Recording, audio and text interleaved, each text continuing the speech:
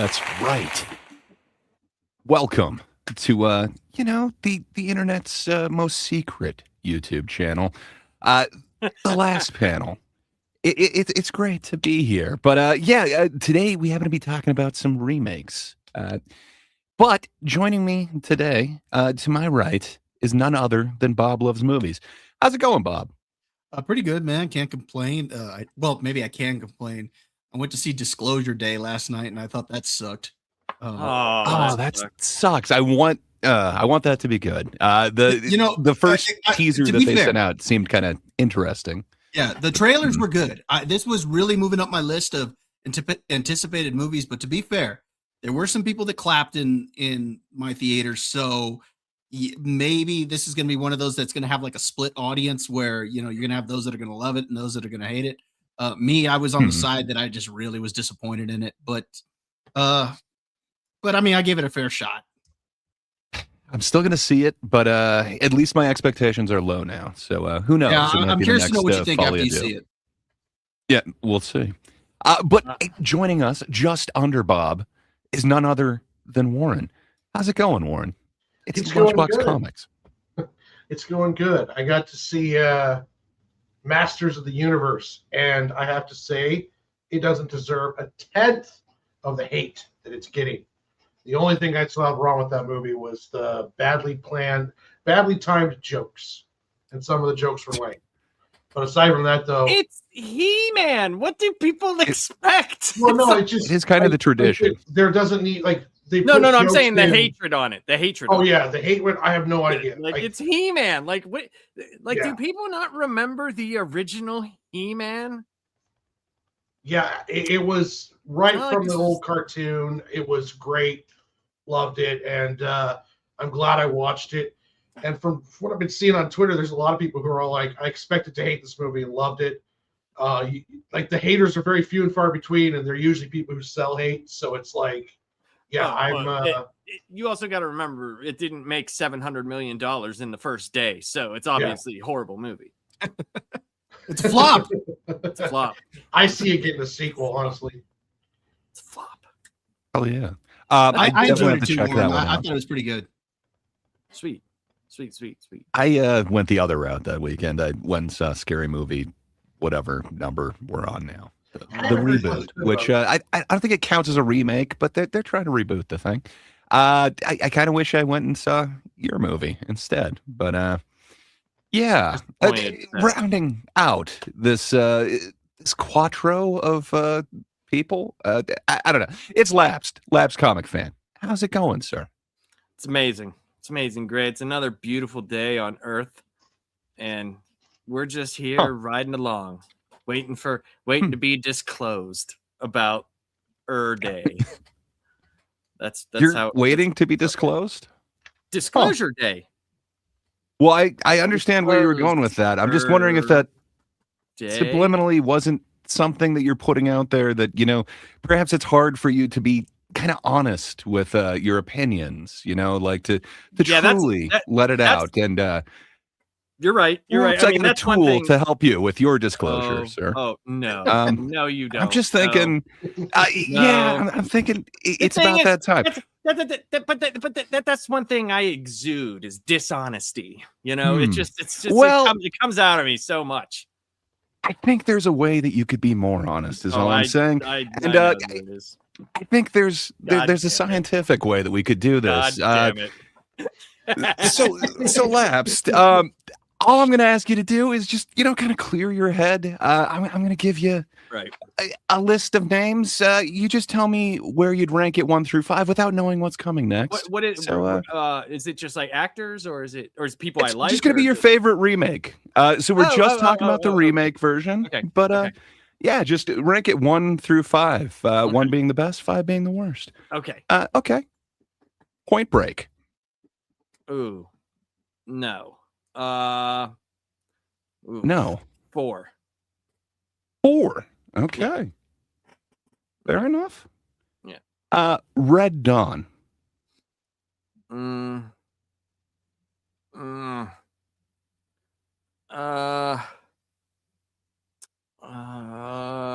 Let's see. 3. Give it 3. The Yeah. remake of Red Dawn. Okay. I The get all Wicker that. Man. We're talking Oh. Nick Cage version, man. Oh, number one by far. If you're talking about the Nicolas Cage version, is that what we're talking about? Yeah, the bees. Oh, number one. We're talking about he bees. Here. punches a woman and he's in a bear costume, people. Indeed.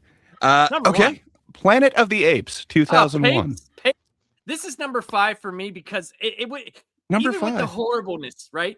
If he would have banged that ape, that would have been god tier movies. Huh. Well, I mean, you've already done 1, 3, 4, and 5. So your number 2 is Jack and Jill from 2011. Of course, it's like my favorite movie of all time. You could tell. Yeah, I mean that kind of makes sense. You are a fan, so yeah, you do mention it quite often. But scientifically, I think this makes sense. Glenn or Glenda is a better movie, but well, I mean, come on, it's got Bela Lugosi in it. It's an Ed Wood movie. I mean, it holds the spirit of. No, it doesn't. You see what he does to me? He gives me all the worst shit. That's what he does. I don't know what you're talking about. Just thank you for participating in science. Jack and Jill, some people would consider that the Jackie Brown of remakes. Some people would. I have definitely heard that before. You know, as long as we're riding this train, let's get some more disclosure out of the rest of the panel as well. Hey, Bob. Yes. If I could ask you, please, without knowing what's coming next, just rank your favorite remake, if you would. All right. Wild Wild West. I'm going to give that a 3. 3. Okay. All right. Godzilla 1998. The Matthew Broderick one. Let's go with a 5. It's a lot of fish. 5. Hank Azaria, though. He was a cameraman. Dukes of Hazzard, 2005. Okay. I'm going to give that a 2 just because of Jessica Simpson. 2. All right. Fair enough. Fair enough. Johnny Knoxville, I believe. Okay. I know you like to cut a rug. What about Footloose? 1. Well, okay. That's going to be lower. Number 4. Number 4. Okay. Well, that does mean your number 1 remake and favorite one is Charlie and the Chocolate Factory, starring Johnny Depp. To be fair, I don't hate that movie the way a lot of people do. I don't think it's necessarily a good movie, but I think it gets a lot more hate than what it deserves. So, see, that's the thing about this science. It shows you what you weren't willing to necessarily say out loud. But thank you, Bob. I really do appreciate that. This is called entrapment. There's no entrapment about this. You guys are willing participants. But speaking of willing participants, the most willing is Warren, of course.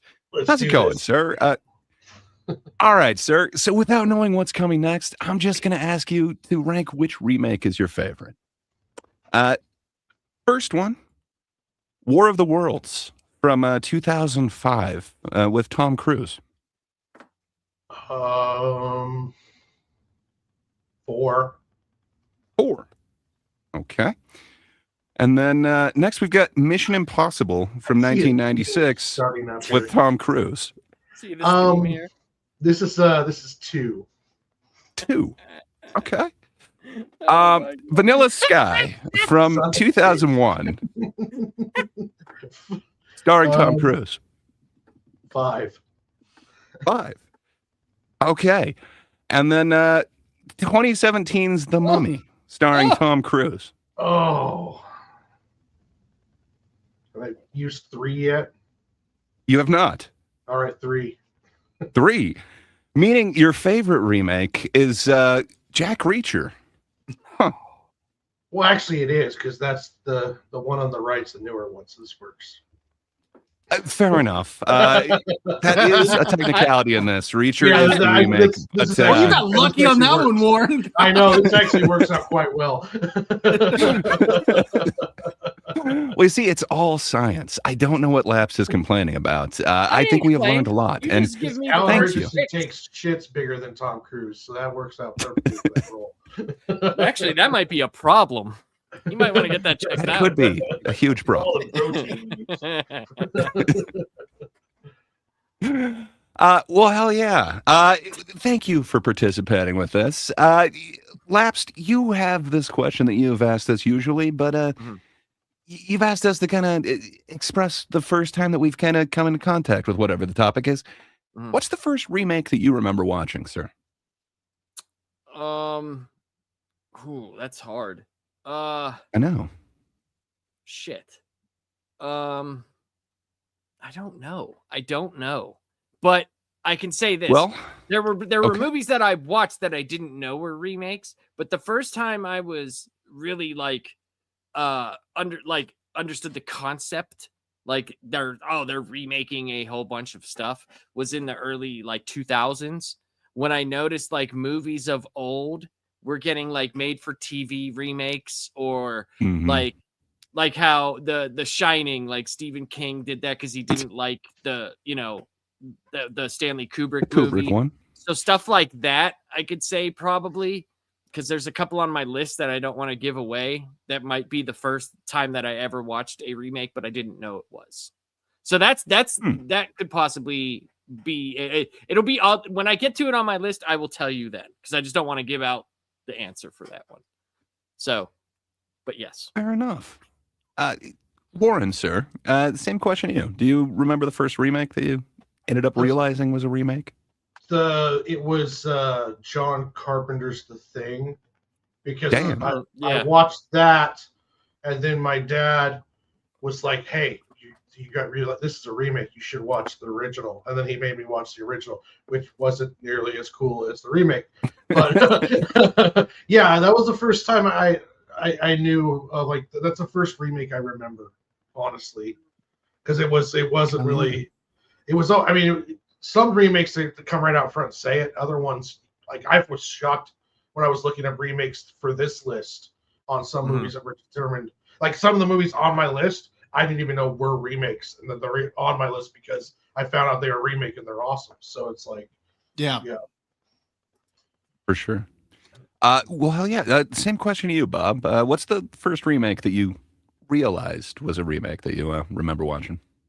Well, I saw, like several others on here, I saw movies that were remakes, but just didn't know. Probably it was either Father of the Bride, and the reason I realized that was a remake was because my parents were like, "Oh yeah, they did another Father of the Bride years ago." I was like, "Oh, so this is another one of like a sequel?" No, no, no, this is the same film. So it was either that one, which I didn't see in theaters, so I know it was rented. So it was either that one, or it was Homeward Bound: The Incredible Journey, which was a Oh, which again, I okay. didn't even that realize one, that was a that one, remake. Yeah. well, I realized that Oh, one was a damn. remake because I was like, The Incredible Journeys in the title of both of these here. And it's two dogs and a cat Yeah. Okay. trying to get home. And then it occurred to me, oh, they just remade the movie, except now it's talking dogs and a cat. Well, or should say a thinking dogs and a cat, because they think Well, to each other. But that's kind of when I I'm an realized that, idiot. yeah, there was this was the same movie. I just now put that together. I'm familiar with both of those. Did not realize it was a remake. I'm dumb. Fair enough. Oh, wait. I just thought they were Is both that original science that you animal just movies. did? I agree Yeah, with that no, live science. science, man. What can I say? I mean, I admitted to it. Some try to hide it. That's why Like me. the blind fives exist. But yeah, dude. Scientific. I'm putting information out there. Well, fair enough. I think the first one that I remember was one of those like old. I want to say it was like those Disney ones. Like I know like Parent Trap and Freaky Friday. All those I was shown that no, there were older versions of those. That's probably it. But I think I watched the Hammer horror films before that. I just didn't realize like they were kind of remakes of the same thing. I just thought it was a different take on it. I don't know. I'm not sure exactly where the line comes down on remake or different studios version of it. But fair enough. Right. That's rough, dude, because you're talking like there's a major difference between like the Universal Dracula and the Hammer Dracula. But it is basically sure. telling the same, like Curse of Dracula is telling the same story tentatively, but it's a lot different. It's so different. But yeah, that's actually, that would be a fun topic to do at some point. Like, what's, the difference? Like, and maybe at the end, maybe we could talk about it a little bit at the end of this. Like, what is considered? Because I'm sure during the realm of this conversation that we're going to have, there's going to be some on there that are like, hey, is that actually There's going to be some controversy. There's definitely be. They're just born to yeah. controversy. There's going to be Born to controversy. Yeah. Well, I guess then, with no further ado, let's get into the controversy. What do you say? Yay! Laps, sir. Would you like to lead us off? What's your number 5 favorite remake? My number 5 is True Lies. That is a remake of a 1991 French comedy called Les Total. Okay, but have you ever seen Les Total? I also just learned this fact yesterday. No, okay. Yeah, I have.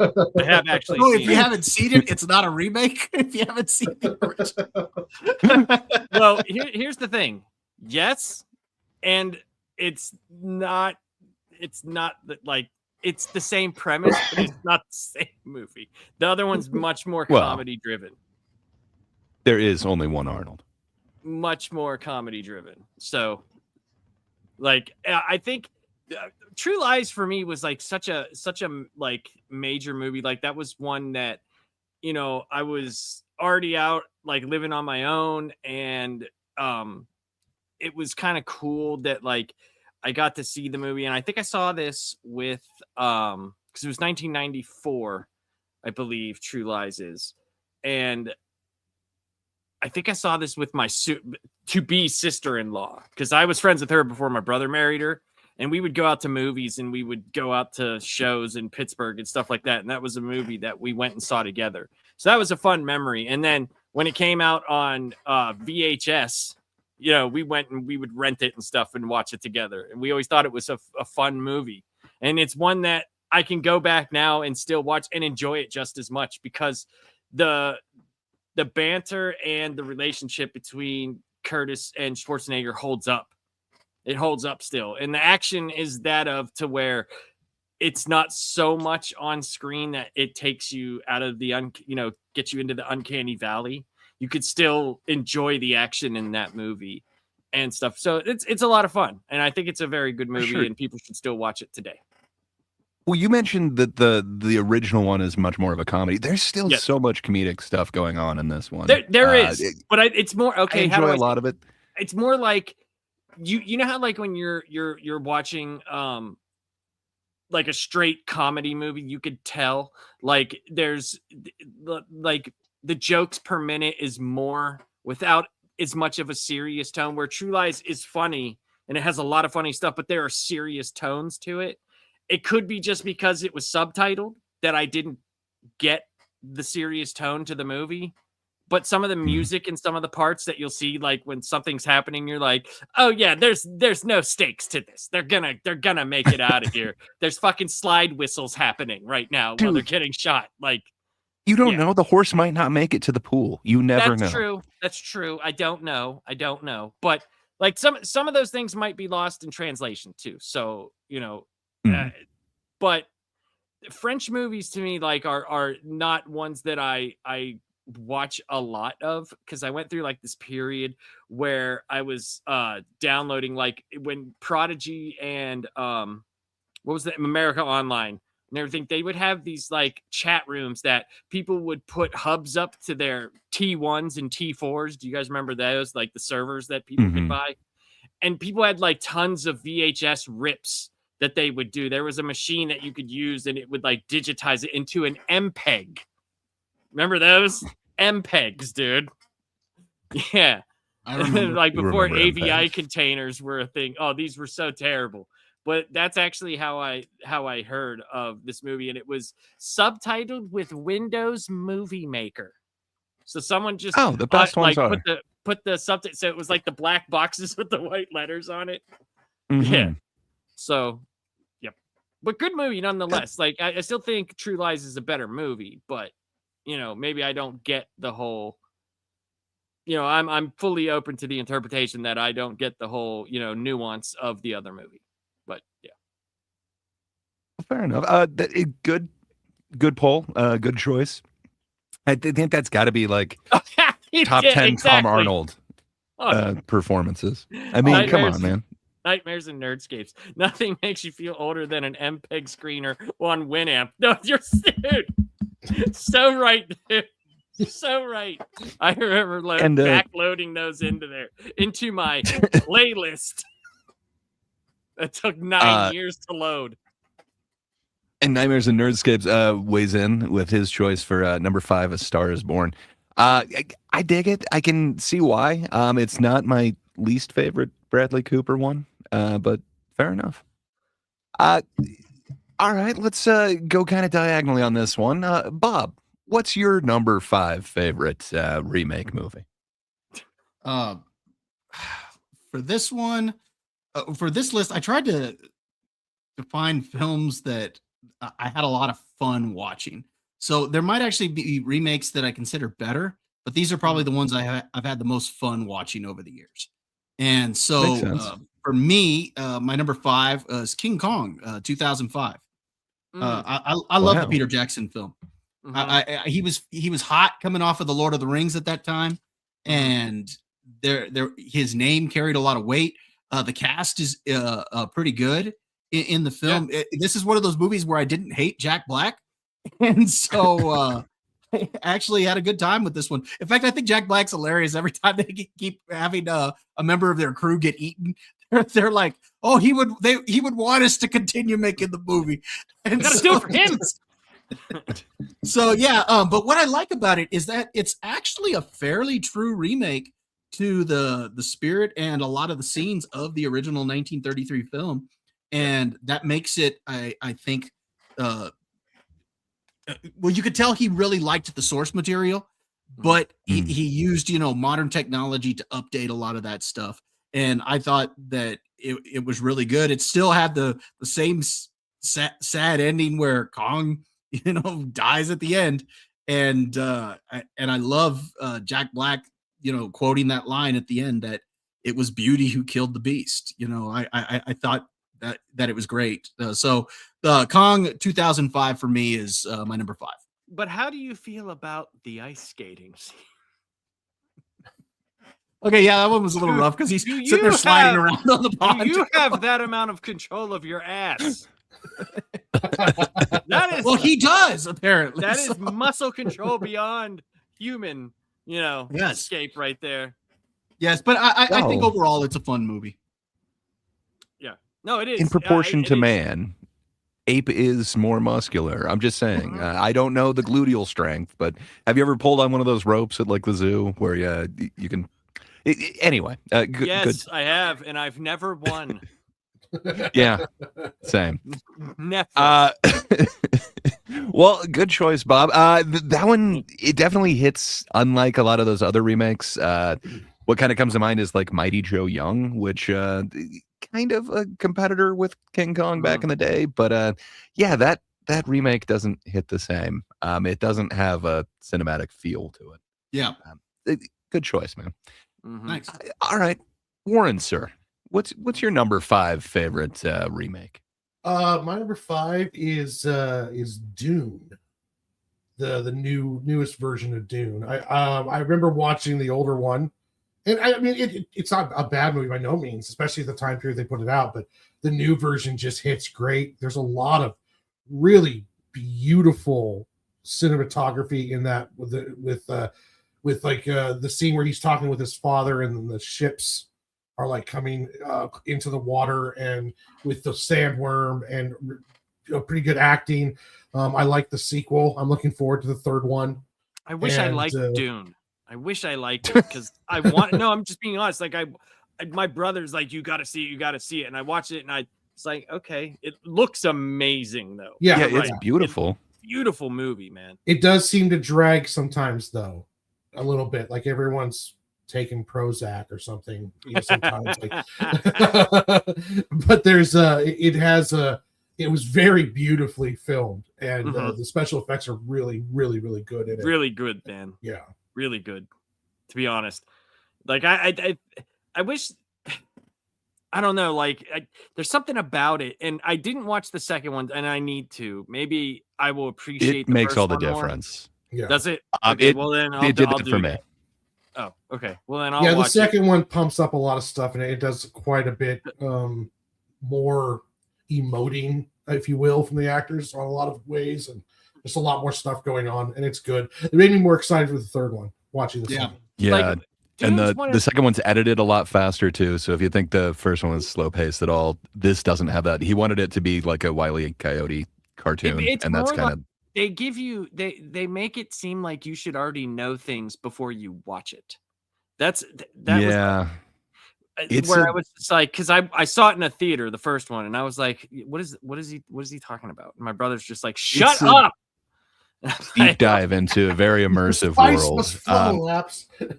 Yeah. But you know what? I think that's okay, because to me, There's nothing wrong with that, but I enjoyed it kind of like I did Lord of the Rings, where I didn't know everything that was going on, but it drops you into this world where there's so much going on.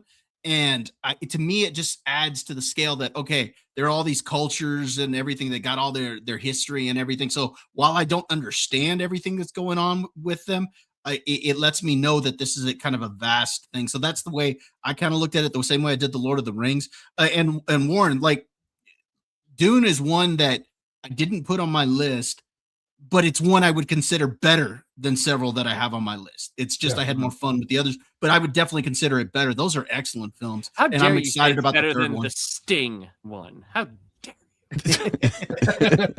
I think the sci-fi miniseries is better he than was the Sting walking one. through fields of gold. You can't.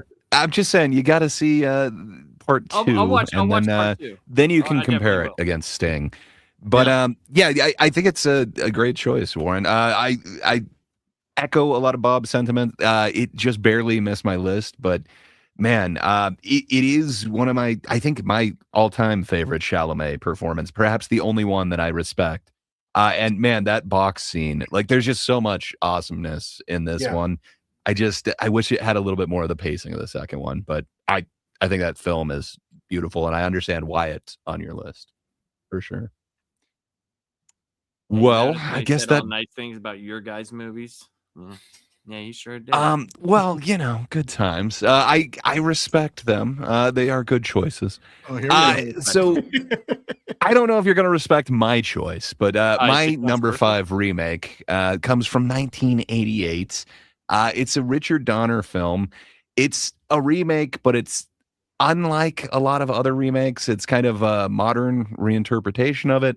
Usually that can get real cheesy for me. It rarely works, but somehow it does in Scrooged. What can I say? I really like this interpretation of essentially the Christmas Carol. It's different in a way, but man, does it kind of hit for me. I really enjoy this particular one. There is another version, The Muppets Christmas Carol, that just to me, that is the best straightforward interpretation of it. But man, Scrooge just kind of works. It's one of those seasonal movies, but I can watch it anytime, where I don't feel that way for most of the holiday movies. So I don't know. This one, I've watched it way too much. I had it on like this very strange homemade DVD, like a burned DVD of it. I don't know where the rip came from, but I watched it way too much. Yeah, and then I think we had a tape of it when I was a kid. If not, then it was on TV all the time. I watched the hell out of this one. So to me, there's like kind of the pinnacle of modern remakes, and man, this one is really the top of the mountain for me. It's fantastic as far as modern great remakes. movie. Oh yeah, great movie. Yeah. It's such a great movie. Dude, when his boss comes to see him as dude, he's so disgusting. He's so disgusting. Everything about it is great. So cool, man. Bill Murray's performance, like, he is an asshole, and he only learns so much. Karen Allen, I did not understand Indiana Jones's attraction to her, but I get it in this one. I don't know. It's different. And then Bobcat. I did not understand that attraction in that dress that she wore in Raiders of the Lost Ark. I get it. I mean, I get it, but I don't know. I liked Temple of Doom is mine. So what can I say? I like the singer type a little bit more. But Temple. She's but ugly, though. there's some other awesome actors in this. I absolutely love Carol Kane as the ghost of Christmas Present. And the ghost of Christmas Future is just crazy. That I think that definitely scarred me as a child. But yeah, man, I love everything about this movie. It's one of my favorite ones. So yeah, Scrooged is my number 5. That's a good pick, Well, man. Lapsed, sir. Mhm. What's your number 4?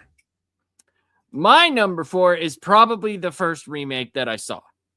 And it is 1959's Ben-Hur. And Ooh.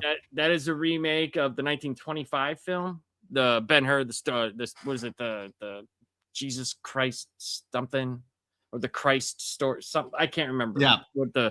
But yeah, it's one of those movies that, like, obviously because of my upbringing, I saw a lot, but it was one of the movies where, unlike the 10 Commandments, where like we would watch that a lot, and it came on those like double cassettes, the big boxes, where there was a lot going on in this movie and a lot of cool things to see. And some of the stunts were unbelievable, man. Like, to this day, the chariot scene is still dope as shit.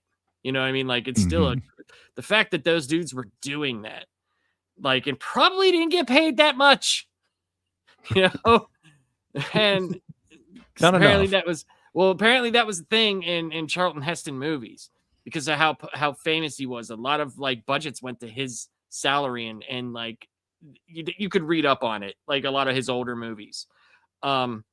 But yeah, like Ben-Hur's one of those ones where, and it was one that if we were watching it, I could stay up late whenever I was young, because they were like, oh, it's a Jesus movie. You could stay up and watch that. But if we wanted to watch like Terminator or something, like that would be, oh, you can go to bed. I'm like, God damn it. Damn you, Judah Ben-Hur.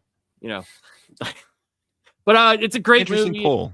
It still holds up. It still holds up, in my opinion. Obviously, the special effects that are in certain scenes don't, but the sets in that movie are unreal, man. Because you think of set work, like in today's films that are great, but think of all the work and actual hand craftsmanship that went into those specific sets and filmed in a studio. Incredible, man. The scale is huge. That's also one of those things that kind of the Dune movies do for me. Nightmares and Nerdscapes also mentioned it, but man, it shows the scale of some of that stuff. It's huge. But yeah, man. So can I ask you, what do you think about the newer remake of Ben-Hur? So I didn't watch you a it. fan of I it? haven't seen it. I haven't seen it. I haven't seen it. Oh, you got to.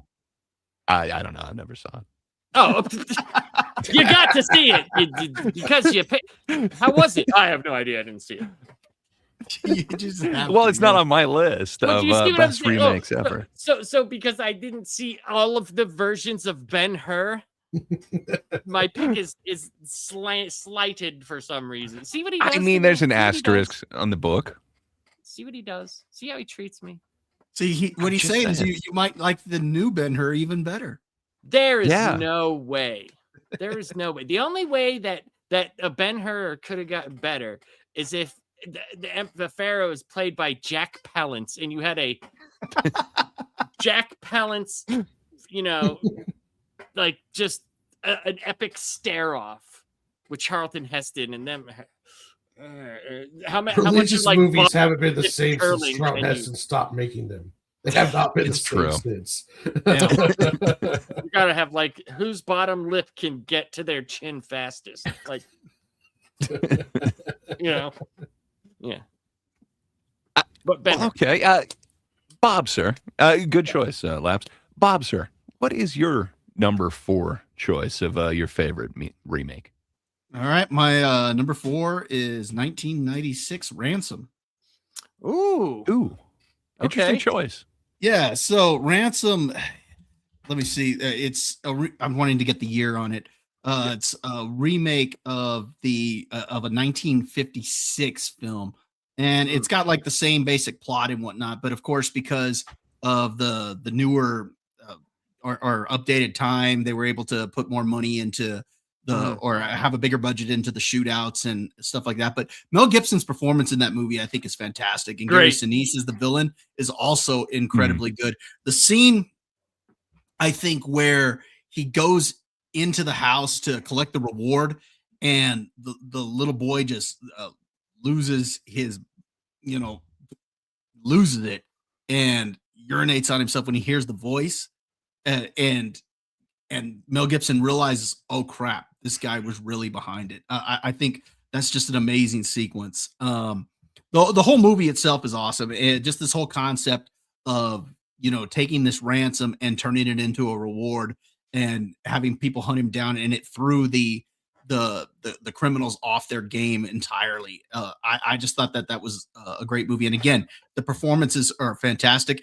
And I already mentioned Mel Gibson and Gary Sinise, but Rene Russo also puts on a pretty good performance as well in the film. So yeah, overall, I really liked this movie. That's an interesting poll. I guess I didn't realize it was a remake, but I didn't either until I looked it up, and I was like, "Oh no, that's making my list," because I love that. Oh, so wait a minute, you didn't see the original? No. How dare you, Bob? I'm gonna get hate every time I talk shit on Bob. I get messages of hate. By the way, how dare you? Here's the thing. Maybe I did see it. I just didn't realize that's what. Well, you are Bob Lavis Mavius, so I mean, you probably have seen it. You probably have. You just don't realize you've seen it. I don't know. I didn't see the new Ben-Hur. So. Oh. I don't think anybody did. It turns out nobody. No, that's the problem. But yeah, I gotta recheck out Ransom, man. I remember having a lot of favorable feelings towards it, but it's been years. I need to check that one out again. Dude, that was good like poll, during that part of like Mel Gibson where he was like hot, man. Absolutely. Going up to the 2000s and it was like Get Carter came out around close to the same time as Ransom, and there was a bunch of stuff. He did. Yeah, he had a nice run there for a while, like you said, all the way into the 2000s. Yeah, and then what he did, what women want. Yeah. Yes. Yep. I mean, that was early 2000s, but that's what I'm saying. We were soldiers around the time of Apocalypto. Dude, We Were Soldiers is Apocalypto. Yeah.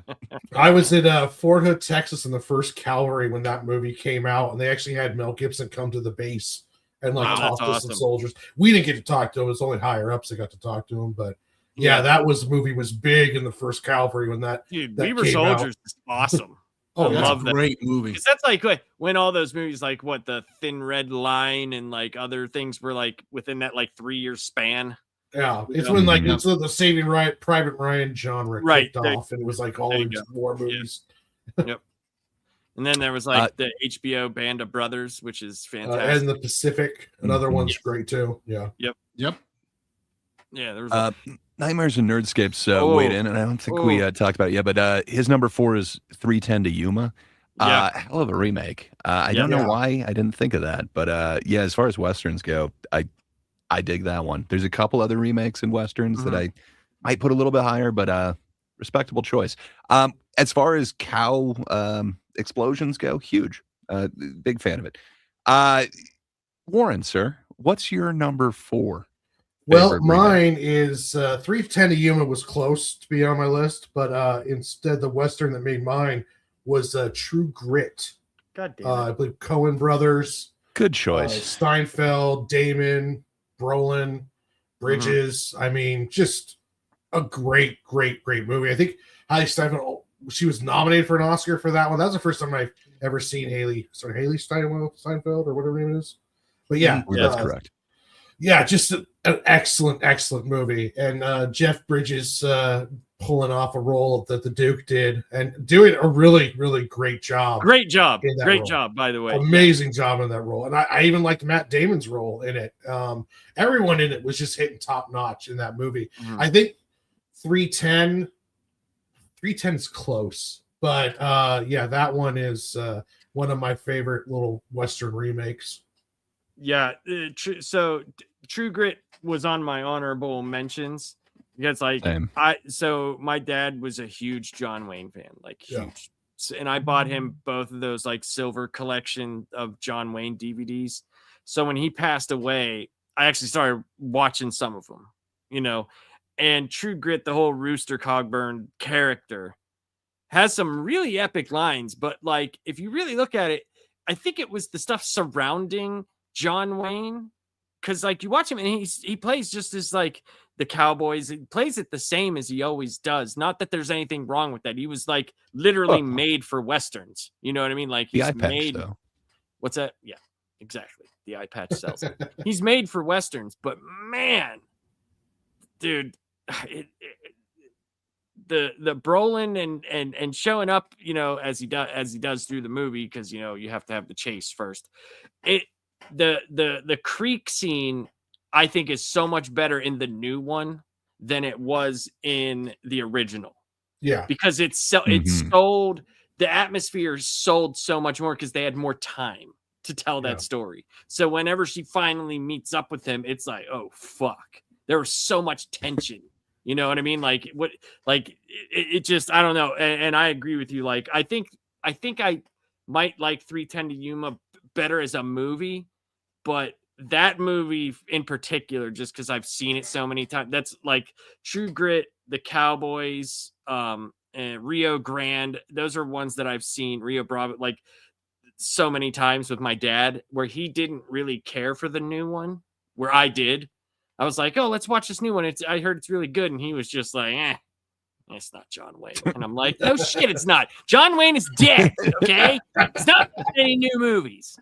So, you know, but, man, what a great movie. I know it's going to happen. AI is going to, there's going to be new. I've said this. I think I said this in one of our old TGIT shows. Like, we're this close from, like, a John Wayne and like, Richard Pryor new movie together. I think it would be a they're fun doing it with Val comedy. Kilmer coming up this fall. So Yeah, that's right. It's good. It's already happening, and all they have to do is get the permission of the whoever owns the estate to let them do it. Have you guys seen the it's happening in Japan?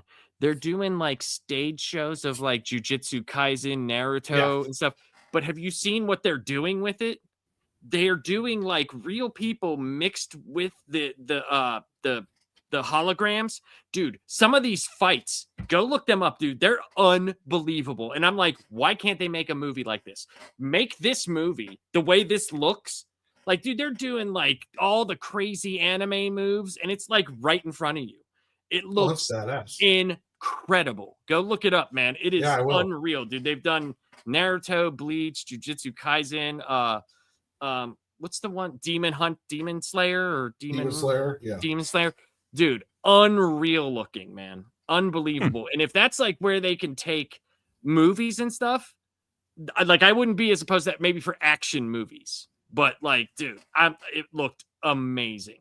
Go check it out, man. It's I don't know, unreal, man. Dude. I need to see silver screen Schwarzenegger. I can't see a version on stage. Like, that's just not the same. No, it's still on the screen. It's a mix. Like, the stuff's still on the screen. There's the whole screen. It's like integrated into the... You'd have to see it. Trust me, dude.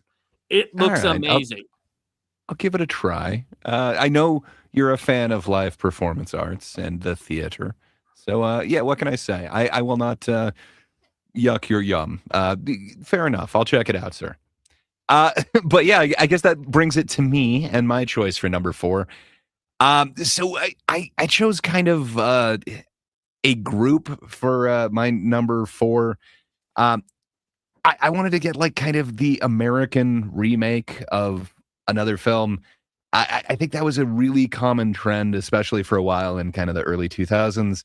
And there's one of them that really kind of worked, and it works unlike all of the other ones that really tried to catch that same lightning in a bottle, and it didn't work for them.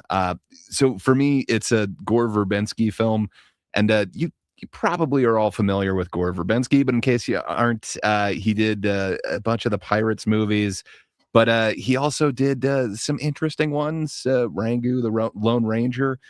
Those aren't necessarily my cup of tea, but somehow The Ring from 2002, man, it could be the only kind of American take on like Japanese horror or foreign horror movies that that really kind of works for me. And I saw Ringu after this one. I get it. It's awesome, but I don't know. There's something that Gore Verbinski was able to do where it's kind of his version of this one. It works for me on another level where most of these do not. If you're talking like The Grudge, or I think The Eye was even one of the, there's a bunch of those other ones. And then there's a bunch of other kind of foreign horror movies that have been redone where we did like the American version of it. I'm thinking like Spoorloose and The Vanishing.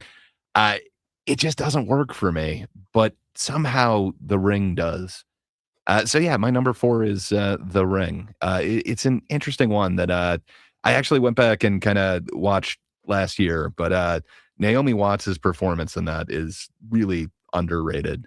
Just, man, there's an interesting thing going on there. And the first time I saw it, I remember thinking like, okay, the movie's over, and then it keeps going, and it's actually earned having the second ending. To me, it started this whole like kind of cursed horror thing as well, that they also tried to ride that wave. And yeah, I think this was again the most successful of all of those. So yeah, for me, number 4 is The Ring. I would suggest Let the Right One In. I love that one, but that remake man, is the original. Better, I think. Yeah, the remakes. Damn, I like them both. Yeah. I do like them both on that one, but I don't know. There's something about The Ring where I just dig it more than Ringu, and I don't know what it is. But it's all subjective. Hell yeah, I like both of the Let the Right One In, and yeah. Laps, sir. What's your number 3 favorite remake?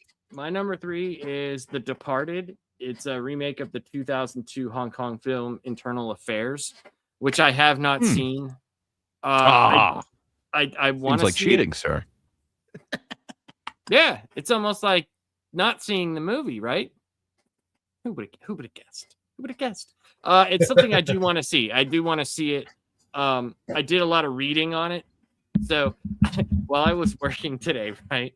This is actually kind of funny because I today was going to be a very long day, and my boss was on an airplane, so like I was running the show, and you know, like, should be an easy day, you know, should be easy.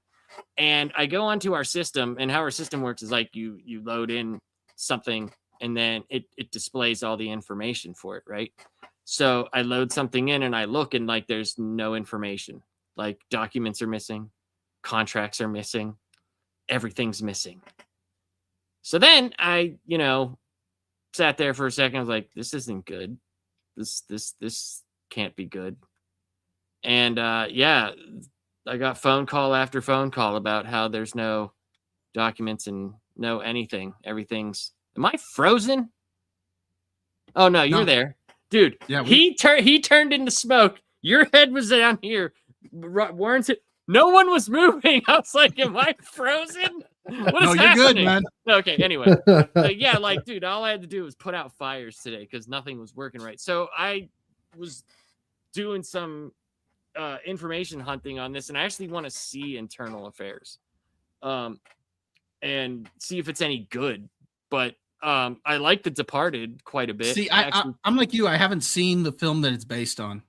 Yeah, I haven't seen it. So, but it is a remake, so I don't think that it doesn't negate, like, me not seeing it doesn't make it not a remake. But I wish I would have seen the movie. I did find where I can watch it subtitled, so I am going to definitely watch that this weekend to see if it's any good, or what all they changed, because The Departed's a long movie, and I don't see a Japanese or Chinese movie being like 3.5 hours. I just don't see that happening. Yeah. No, it won't be. But like, I'm just saying, he's got his own take in a bunch of other films. Like, I think he's done at least like 3 remakes. Uh-huh. So I don't know, man. That's interesting. I would like to see the original as well, because well, that one site that we used for spacing, it's on there. So, okay. I might be checking out Internal Affairs as well. Yeah, I want to check it out. So I And I knew if you remember the original promos for The Departed, it even said it was based off of another movie. Like it was like Scorsese said he had seen this movie and read this screenplay or something, and then got his own, idea, but he did take things from that movie. So, Right. I like The Departed. Makes sense. I like The Departed. For sure. Like, I think it's a great movie. It's one of my my that movie and Blood Diamond were the two movies that had me convinced DiCaprio was a pretty good actor. Because before that, I thought I didn't particularly like him, and then I liked him on the both beach. of those came out the same year, and I was like, "Oh wow, this guy's actually pretty good."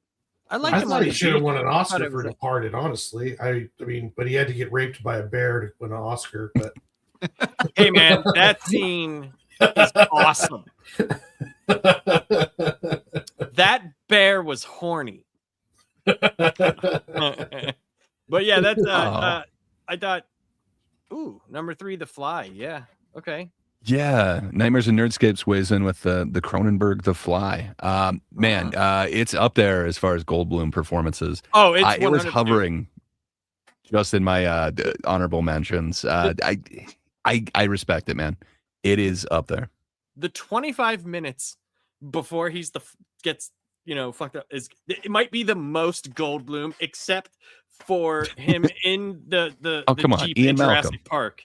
Yeah, But dude, the scene when he's talking to the lady in the office, just go watch that again and just be like, my God, it's almost as much as like Christopher Walken as Max Schreck and his son, the guy who played Zangief in the original Street Fighter movie.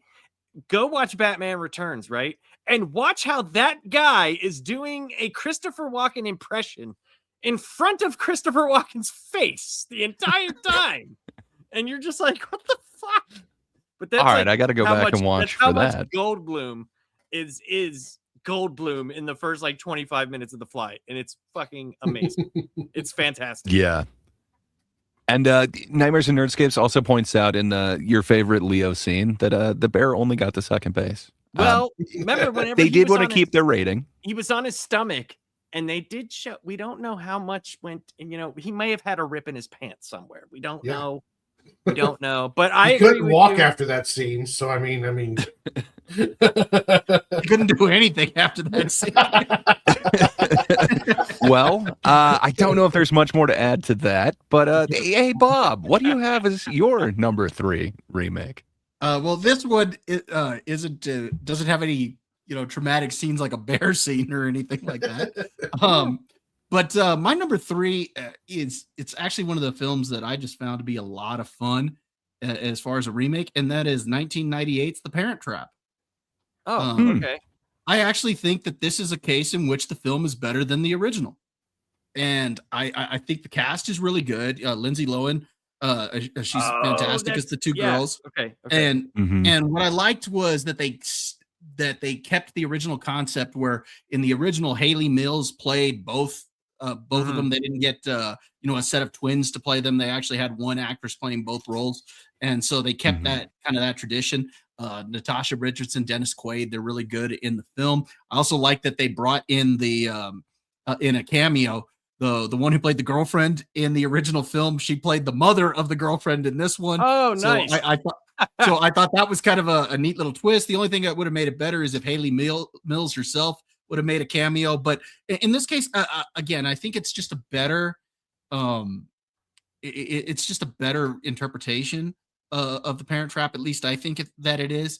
And where I think that it really steps up to its game is with the parents themselves. I think Natasha Richardson and Dennis Quaid are much better actors than the parents in the first one, and especially Dennis Quaid. His performance is just solid in that movie. So yeah, that's where I think that it really steps up its game. So yeah, I think it's a fun film. Again, it's not necessarily the best. Like Nightmare and Nerdscapes had The Fly at number 3. I would say that's a better film than The Parent Trap, but I just had more fun watching The Parent Trap. So that's why it made my list. That's at number 3. No, that's a good pick. Respectable choice. I forgot about that. The only reason why I had seen that is because of my wife.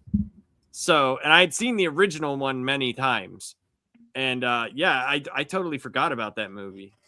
You're right though. The parents are way better in that one. The other one, they might as well be better. like insert Disney parent here. Yes. just they're whatever. I'm businessman going to business. Yes. And Dennis Quaid's such a good actor, so he Yeah. really nails that role. And again, Natasha Richardson, she's fantastic as the mother as well. And I like the butler that she's got. That yeah, I mean, he's hilarious in that, and he ends up falling in love with their nanny. So there's that little storyline going on there. So that it's cool. Yeah, I definitely need to go back and look at a few of these. Yeah, man, I remember liking that. I think that's the first one that I knew was a remake that I ended up seeing, but fun film. All right, Warren, sir, what is your number 3 remake? My number 3 was mentioned by Bob earlier, and it is Peter Jackson's King Kong. I Nice. love King Kong. I watched the original 1930s version when I was a kid. I remember the Jeff Bridges version where he was on the World Trade Center, Twin Towers when it happened. Then Peter Jackson came along, and I wish it would have got more love than it did, because I thought it was the best version of King Kong out there. I watching the original ones made me actually read the book. And the only complaint I have with Peter Jackson's is that it takes like almost 35 minutes to get to Skull Island. So I think he could have cut that down quite a bit. But I love the way he did Kong. He didn't make him all crazy huge. He gave him personality. Like that scene where he's on top of the Empire State Building and he does the beautiful sign that she showed him earlier on Skull Island with the sun setting right as he's all shot up. And it's just like the scenes, even the ice skate ring where you hear him laugh. I mean, in the aesthetic of the 1930s aesthetic with it. Jack Black worked, but it wasn't one of my favorite parts of the film. But yeah, I just absolutely love that. I thought Peter Jackson knocked it out of the park. I own the director's cut of anniversary Blu-ray. I mean, I watch it. I'll fast forward to the Skull Island part. But wait, here's the thing though. For people that are just seeing it do you think that, because I've seen the original one a lot. My uncle was a big fan. Yeah. But do you feel that 35 minutes though makes the impact of Skull Island that much more because they get to show much more of it? Yeah, I could see that. I mean, I understand, there's some scenes with Brody and stuff where you're just kind of whatever, you whatever. Could have started it on the boat on their way there without any of the city stuff, without any of that backstory stuff, and you could have still made it work. I think it seemed like it took forever to get to they hit the shores of Skull Island. And I just didn't know how much of that. I don't need to see Naomi Watts dancing with the crew, right? And I understand. She and I dances so understand elegantly, that, right? And I understand that, but I think for the first time seeing it, though, you get to see the people in the city. You get to see what it's like before this spectacle comes back, and you get to see where these people went to, where they end up going, right? And you get to see a lot of those things. And I understand, because on rewatches, I do fast forward. Forward a little bit, but I think the first time I saw it though, I was so intrigued by seeing what the trailers were and then seeing how it started, where I was like, okay, when when does this get ramped up? But then seeing all the stuff, it made me more attached to the characters that end up dying, that end up having this relationship, because they weren't just, insert guy here, girl here. Because if you watch the original, Fay Ray is it. That is your story, with Kong, and that it's you're seeing the Harryhausen stuff, but it's Kong was the big mystical point, but Fay Ray was the story. So this I thought did a better job in telling the whole story as opposed to just like the one side of it. I don't know. I can agree with but that I do too. agree with you. I think after the first time you see that, you can skip, because I'm like you. I went out and bought like the director's cut, all that stuff. I even have like the 4K version. That's, like I think I have like 3 different versions of that movie. But this is something that I asked my mother and that I asked my uncle, because my uncle's such a big fan. What do you think it was like back then, seeing something like that for the first time, seeing something on the big screen where there was that much practical effects? And now, yes, they look ridiculous today, but some of that dual screening stuff had never been done before. Like, and how big those props were. Just, I mean, I know it looks so dumb, like where you see Kong's head now and he's like, like, it's still amazing, like, imagine seeing like that's an actual, it's there. It's not, CG'd in. That's actually right there. You can touch it and feel it. And like, I don't know, man, like I've always wondered what it was like to be alive back then and actually see that, in the theater. And that would have been amazing to see. Like that would have blown my mind back then. Imagine taking someone from back then and showing them a movie now. Yep. Same thing. Same. Blow their friggin' minds. Dude, show them. Even though I don't like the new War of the Worlds, show them that and be like, that's a documentary. Yeah. We barely survived that one. We actually got these DVD players out of that. Did we just get a sneak peek into Laps's the top of his list? Is War of the Worlds up there? No. I wonder. No, it's not. No. Well, respectable choice, Warren. I definitely dig that one. It's a very cinematic remake, and it seems to be a love letter to like classic cinema, unlike a lot of those other 2000s remakes. So, yeah, man, I see why both of you guys have that on your list. It definitely need to go back and rewatch that one. I haven't seen that in like over a decade too. But, it's fun. It still holds up. It's pretty fun. Yeah. Mm-hmm. Well, I guess that brings me to my number 3, and it's an interesting one. So there's been 2 different remakes of this one over the years, but they all have different names. So there's 3 different names for these 3 different films, but the first one's from 1964. It's starring Vincent Price. It's a Richard Matheson story, and it's The Last Man on Earth. Mm-hmm. And then it got remade in 2007 with none other than Will Smith as I Am Legend. I dig both of those, but there's this middle version that for some reason just it tickles my fancy. It's Charlton Heston in The Omega Man, and man, it is weird and out there and funky, but I don't know, there's something to it. Like a lot of people talk about Charlton Heston's kind of other sci-fi movie ones, but man, Charlton Heston versus like zombie vampires is kind of amazing. It's exactly what I need to see, and man, it's creepy. I like how creepy the Vincent Price one is. Like, they seem to be very sentient things just banging on his door, calling his name.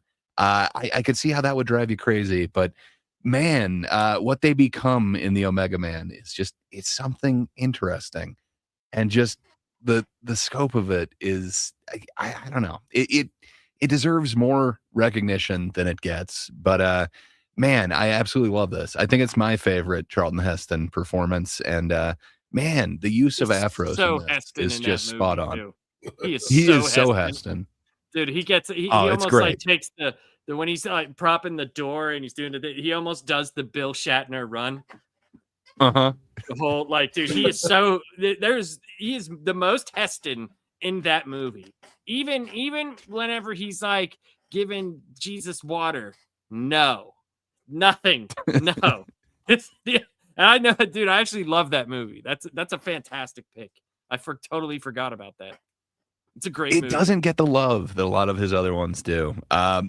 Granted, it's not a perfect movie, but man, it's a fun watch. I really dig that one. If you haven't seen it in a while, do yourself a favor.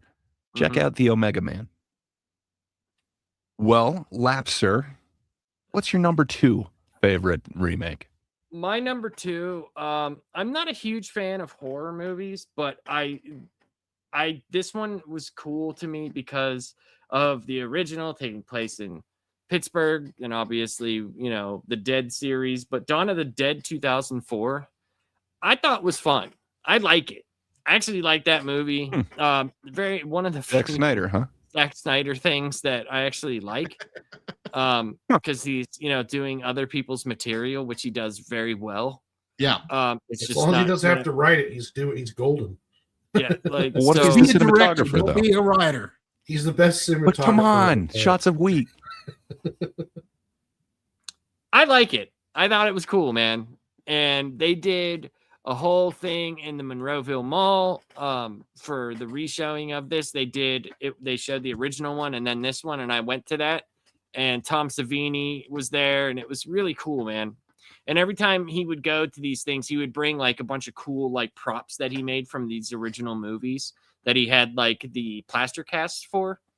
And one of the funny stories, I'm sure people have heard this story, but he was talking about on some of the Dead movies where he was talking to Romero, and he was like, well, how did you do like certain guts? Because they were doing stuff like that. And he was like, oh, well, we had, pig guts and stuff. He's like, the refrigerator broke on the first movie. So they were eating some of the worst. Like, said it was such foul smelling shit, dude. He was like, and these people were all for it. I was like, Yeah, God it's damn. the movies, man. They get to be up on the screen. That's awesome. But I get it. that was a lot of fun doing it at the Monroeville Mall. As you see, like when they show the outer section of the mall, and there's that like turn in where the trucks go in. So there's that big giant wall there, and that's where they projected the movie onto. And it was cool because they had a whole big thing during the day, and it was during the summer, and they had to wait till nighttime to show it because I think the movie was already out, and I didn't see it when it came out, but this was whenever I did see it. So it was really cool, man. I had a lot of fun. So, yeah. Hell yeah. Fair enough. I'm glad to see a horror movie on your list. I respect it, sir. So it looks like Nightmares and Nerdscapes has weighed in with his number 2, and he went with Anna and the King, Chow Yun-Fat and Jodie Foster. It's definitely a memorable one. You're right. That's a fun remake. He had that. Chow Yun-Fat had that like after freaking was it what's the one? God damn it! The House of the what? Lion, Tigers, Hidden Dragons, Crouching Tiger, Hidden Dragon. After that, he had like a real big, like presence in America after that because of how well that film did here. The Western release. Like usually they don't do that well, and then they had House of Flying Daggers. I don't think he was in, but like a lot of those movies came out like that. And it was cool to see him do something that was a little bit different, like where he was actually getting decent roles here. As opposed I to didn't like that movie. There's no kung fu in it. I was like, what is this? And in the King. And the King. Where's the martial arts? Yeah, the wire work could have been better in that one, but yeah, it's an interesting story. I can definitely respect that choice. Just watch it. Like, and I know teach your kung fu. What's going on?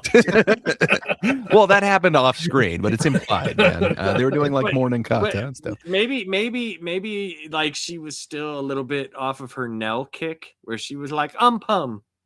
She couldn't do it. She didn't know how.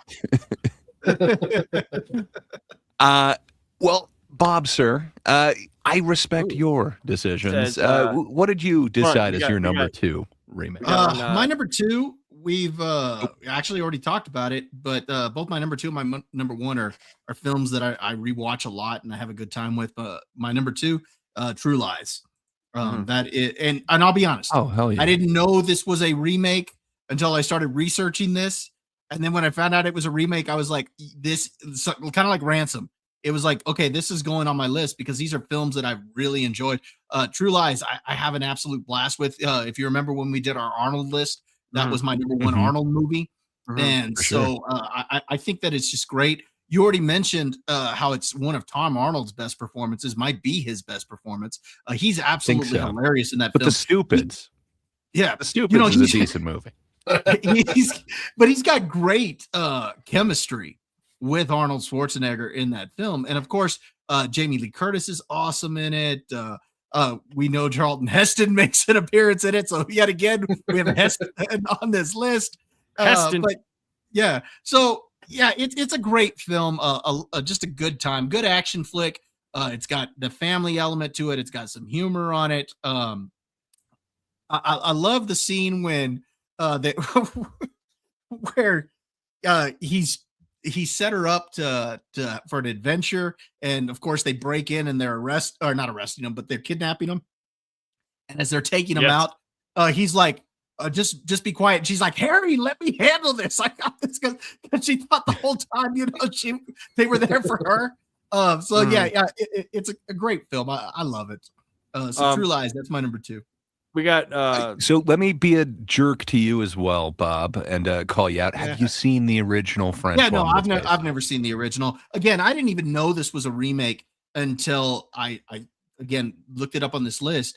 And when I was putting my list together, this just ranked higher than all the others because, again, I have more fun with this movie, and that's kind of where my list came from, was all the ones I had more fun with. There might be some better films than True Lies, but even then, I think it's one of James Cameron's better films, and I think that Arnold's performance is great in it. So again, it's my favorite Arnold film. So there's no way I was. He's got the most American. He's got Harry. My name is Harry. We got and the most American accent ever. But sorry, Laps, I have interrupted you 3 times now. What do you think this comment about Chow Yun-Fat's amazing career is about? This is the first time I've seen him on making a comment, so that's why I wanted. He said he talking about Chow Yun-Fat did The Protector with Mark Wahlberg, decent over the top action flick. Very true. I love that flick. I think that could be up there as what. Hey, Miss Sparkles. That could be one of my favorite Mark Wahlberg films. It doesn't quite reach up there with The Happening, but it's close. And then he says Jamie Lee Curtis was fine as fuck back then. Yes. Yes. That movie, she was fine as fuck. Says, I don't know. I always thought of her as a butterface. How dare you, Miss Sparkles? Jamie Lee Curtis is an amazing American talent. I don't know. She's awesome, man. Damn titties. I don't know, man. She's awesome in the aforementioned film, True Lies. Great, man. Try to deny. I could not call her a butterface in that movie. She's True Lies is probably my favorite Cameron film. It may not be his best, I think technically, but it's one of my favorites of his. It's so good. Well, speaking of so good and your opinions, Warren, what do you have in number 2, sir? My number 2 is a film that I found out yesterday is a remake, and no, Gray, I have not seen. He's not giving any of you guys shit for not seeing these movies. I gave Bob a little bit of shit. Yeah, he just roasted me for it. All he did was ask you if you saw it. That's it. He told me that my pick was invalid. I just implied it. Up until Django came out, this was my favorite Leo role, and it's The Departed. The Departed, I didn't even know, like I said, I haven't seen Eternal Ferris. I didn't even know of Eternal Ferris until yesterday. I'm going to go watch it now just because how much I love The Departed, and I want to see how much they're like. But The Departed is just one of my favorite Scorsese films ever.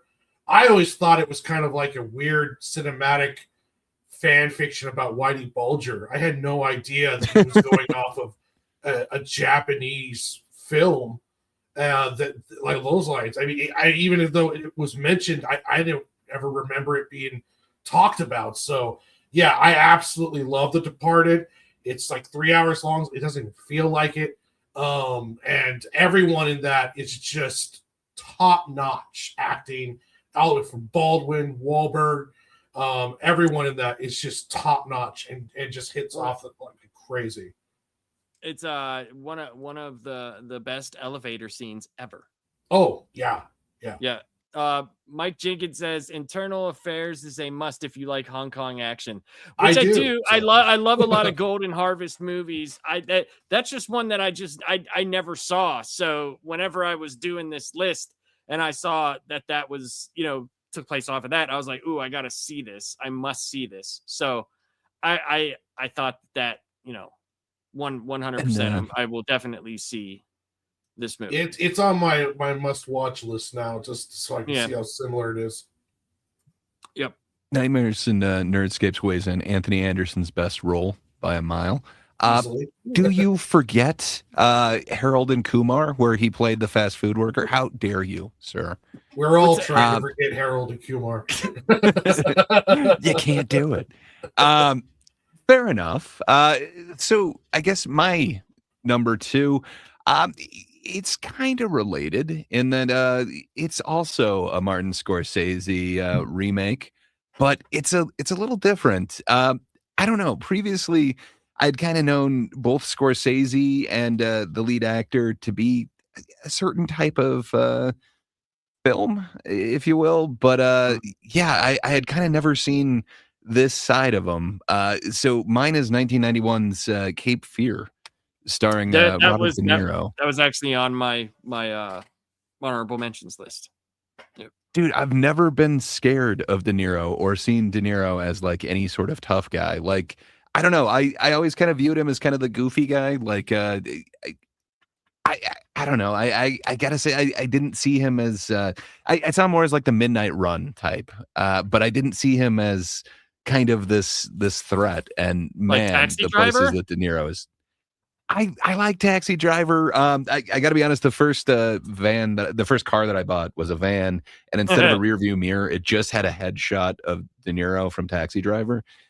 It was weird. So you'd think that would have affected me more, but well, come on. You just asked De Niro, and he's like, "What do you think?" It's great. But yeah, this really got me to kind of fear De Niro, and then it's kind of a different side of like Nick Nolte as well. And Jessica Lange as well. I have.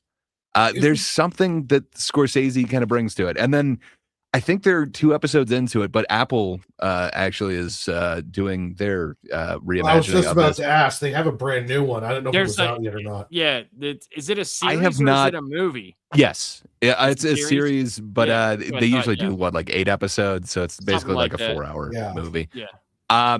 But yeah, I've been really digging what Apple is able to do, and I've been watching a couple of their other shows currently. So I think I was letting a few of the episodes. Is the dude from the Bond movie that had his face stuffed? Yeah, I can't think of his name.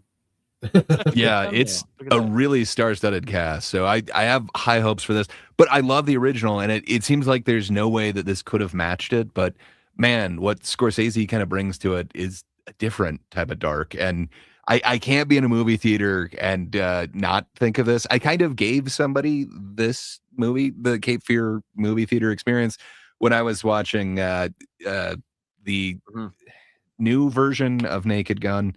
Yeah, it was weird. Nobody was in there, so I was vaping kind of hard, and then all of a sudden it turns out there was a person right behind me. It was just weird, and I got tapped like halfway through the movie where I thought I was in a theater alone. And anyway, I gave them a horrible experience with a lot of loud laughing and a lot of smoke in there. So my bad. But yeah. Hey, somewhere what that up, Bima? wasn't close to you, like right behind it wouldn't be awkward that way. What kind of it was weird. psychopath picks a seat from the bike behind the only other seat? Because you have to pick before you go in there. Unless it's not one of those types. Like, well, psychopath is like, oh, it's he's assigned right here, seating. right behind. I don't know, but yeah, it was weird to be tapped by an old lady like halfway through a movie. But we've got BMO in here. What up, BMO? I agree with you. Laps does our thumbnails, and he absolutely killed it. It is amazing. I love that my sugar glider got some representation, but why the hell did he put me in a My Chemical Romance shirt? That is just I did that on purpose. The question is, why not? That's the I made my arms look really I know buff. How much he likes the Leto. I'll tell you this. Or Laps is makes that- me look that's- a hell of a lot cooler than what I really am. In Oh, those always. photos. Yeah, his Here's the thing. thumbnails always Here's make the me thing. look so cool. He's not even in that band, is he? It's the other one, right? See, I don't even know. That's how terrible I am. If it's not death metal, I have no idea. So I was like, oh, I'm doing this because of this, and then find out, oh, he's not even in that band. I'm like, ah, fuck, whatever. Were you trying to do like 30 Seconds to Mars or something? There it is. There it is. Oh, okay. You were going Jared Leto. Oh, okay. Because I okay, I thought I getcha. thought it would be funny because I know your Leto-ness. So Well, it is hilarious. And I got to say, I'm glad somebody else is noticing how amazing these thumbnails are. Like I said, we are the internet's best kept secret. You can be in on the secret as well. Just hit subscribe. what's happening? but- I don't even know what I'm talking about. That's the best. But Laps, sir, Yes. what is your number one favorite remake of all time, sir? So my favorite remake is 1983 Scarface, and I have seen the 1932 movie. So suck it. Well, congratulations. That's the only one I've seen. I don't remember there being a little friend in the original Scarface, but fair enough. So yeah, it's I telling it from the Tony Montana perspective is definitely probably more iconic because of Al Pacino, but that character's, I mean, there's how many fucking lines from that movie do people say? My goodness. And that thing's been, parodied or talked in other movies how many times? I mean, like, my goodness. But yeah, I have a poster that's him shooting the machine gun, and it's made out of all of the dialogue of the movie. that's crazy. I love that movie. It's so good. I didn't know it was a remake till yesterday. I was like, Yeah. wow. So like that's there's so much in that movie, like, and it's one of the first, like, besides, like I said, like the Bible movies that I was had to watch, forced to watch, but I think that was the first like multi-cassetted movie that I watched on my own, and probably Heat was after that, something like that. So it was like kind of cool. Like I always looked at it as like a part 1 and part 2, even though it's the same movie, because that's like when you get like the Godfather on VHS and it's 2 cassettes and you're like, oh, there's Godfather 2. Is it also is this part 4? What is happening here? So yeah, it's Scarface. I think it stands the test of time. It's a lot of people's favorite movie, but it's also a very good remake. They took it in the right direction. I think that nobody really even talks about the original 32 movie unless you're, 80 years old. And even then, you're 80 years old. Fuck you. Take that. Yeah. Do you consider that one a remake? Like it Yes. is definitely the name, and it's Yes, I consider it a remake because it is Elements. a remake. It's Fair kind enough. of, It just- if you want to think about it, it's almost like Scrooge. Literally a remake of the movie. If you want to think about it, It it's almost kinda like seems like a Scrooge. reimagining. It's just like brings up to modern era, Cuban crisis, immigrant era, but it's it's kind of like that if you want to think about it that way. They took a lot of the plot lines and changed it to Miami. yeah. I don't remember as much weird. Yes, it's It's just also a white guy it's to also, play a it's Cuban. also not 94 minutes. So I mean, there's going to be a lot more No, to but it. It's like Oh, what would, man. I guess it's like implied incest with the sister. There's just I don't remember that existing in that original one. He was just It very seems like, protective. It wasn't incest. It was just he was a you gotta helicopter rewatch pilot. some of those, man. So is Scarface a remake? Let's look that up. Let's just look it up. Let's look it up. Since you always use like Rotten I Tomatoes think and all that it stuff. seems a little Yes, bit more of a reimagining Scarface to is me. a remake But of the 1932 film of the same name. Holy shit! Who would have Yeah. guessed? Who would have so, guessed? do you have a distinction between a remake and a reimagining? Yes. It's Okay. still a remake. Just because you say reimagined, that's just changing shit. That's still, if you have stuff that's in the same movie, like it's the same plot lines, same stuff, just because you add more shit to it doesn't mean it's not a remake of the same movie. I mean, like, dude, that we're getting into like massive semantical type stuff at that point. You know, I I live mean, in it's semantics, it's sir. more of Well, a I remake than Departed is in a lot Yeah. of ways. Departed is a Hong Kong crime movie, and the Departed is about Boston Irish gangsters. I mean, it's changed to fit the era. You know what I mean? But still a remake. Fair enough. Yeah. I definitely understand it. I'll say I just, I'll bring up one that people don't consider a remake. That people don't consider a remake, but I think is Humphrey Bogart's Maltese Falcon, because the original Falcon, there's so many plot points from the original one that is in the Bogart one, but if you even look it up, it'll say no, it's not, because the director took it in a different direction, even though like 30 minutes of this like 70-minute movie is literally in the other movie. So like I mean, that's kind of like ridiculous when you think of it, right? Yeah, Gray. yeah. I think it's no more ridiculous than the mountain of coke that Pacino is doing towards the end of this, and his That's relationship one, with his sister. Gray, But zero. fair enough. But it's like this, dude. I mean, if you have that amount of coke, the fact that you snorting it and not turning it into crack and smoking it, because crack wasn't around then. It might have been, might not have been, might have been, might not have been, might have been, might have been. I mean, Might have been. Reaganomics were not as prevalent yet. You know, they were just getting into it. That end of his first term. You know, I'd be smoking that crack.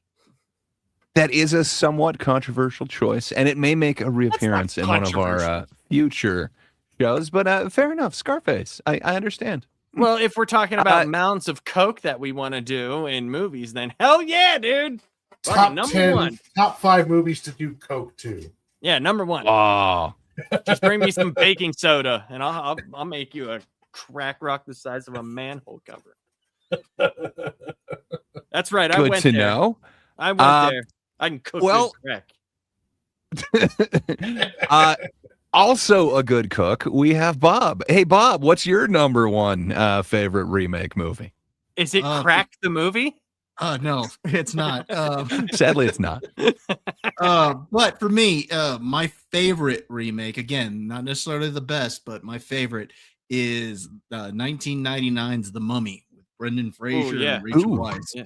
Okay, now I know it's not like a straight up it's a remake. or anything like that. It's a loosely based remake of the original film. It focuses more on action and adventure than it does the horror aspect of it. Obviously, it's almost like an Indiana Jones kind of light, but I think it's fantastic. It's a lot of fun. Every time I watch that movie, if it comes on TV, or anytime it comes on TV, I have to watch it. Same thing with the first sequel. The third one, not so much, but those first two films I think are a lot of fun. But that original is a blast, and people still have a love for this franchise that they've still been asking to see Brendan Fraser and Rachel Weisz come back together. That we're actually getting them back together. And the brother, he's coming back too. He's been confirmed. Yes. The brother's coming back. And Yes. This is also my number one. So is why. Okay. So yeah, it's great it. minds. You've been reading off my list. But yeah, it is. I just watched it the other day. Like I mean, the second one's good, but the first one is just pure gold. And it's magic. Yeah, it is magic all the way through. And I really hope that they nail it with the bringing everybody back too. And yeah, it's just absolutely I love that movie so much. It's a lot of fun from the moment it starts to when it ends. It's hilarious. You're just having a good time. There's a lot of good jokes, good adventure. I love Brendan Fraser's what's the name of his character? O'Connell. I love his his chemistry with Benny. Oh yeah, Benny's awesome. People still to this day are showing like Benny when he's doing the different religions and the different prayers until he finally strikes the one the mummy recognizes. He's like, oh Lord, can you give me a Benny?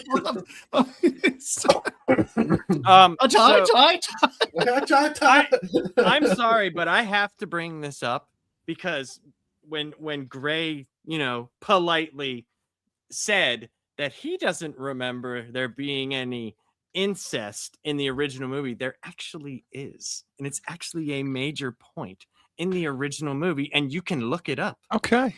I have not seen the original Scarface, and God knows how long. It says, but fair enough. I'm just saying. It says there's no actual incest that takes place in Scarface, but both the 1932 classic and the 1983 remake feature heavy, deliberate subtext and themes of an incestual obsession between the main character and his sister. Because I remembered, but I got I did not remember that from the black and white version, but fair mounds enough. of cocaine, people, mounds of cocaine. Well, it does stuff to your brain. Fair enough. There's significantly Mummy, more coke in the mummy, the Scarface I think is awesome. My that's one of the, even the franchise of movies, that's one that like my mother, like if I know, like we like, because usually Sunday's the day I spend watching movies or something with my mom, and if we can't figure anything, that's The Mummy is one of the number one go-tos. She'll just come out with the DVD and be like, and I'm like, all right, well, let's put it on. Let's watch it. And I always have fun. With it. Yeah. I mean, it's definitely like, you know, not like the Boris Karloff Mummy, but I mean, I don't think, in my opinion, like, I'm glad that it's not, you know, because it's one of the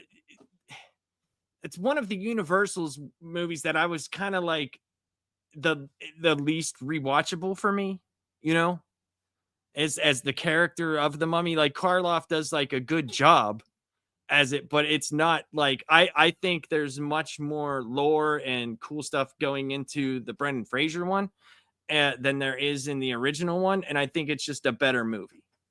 It is, in my opinion. Yeah.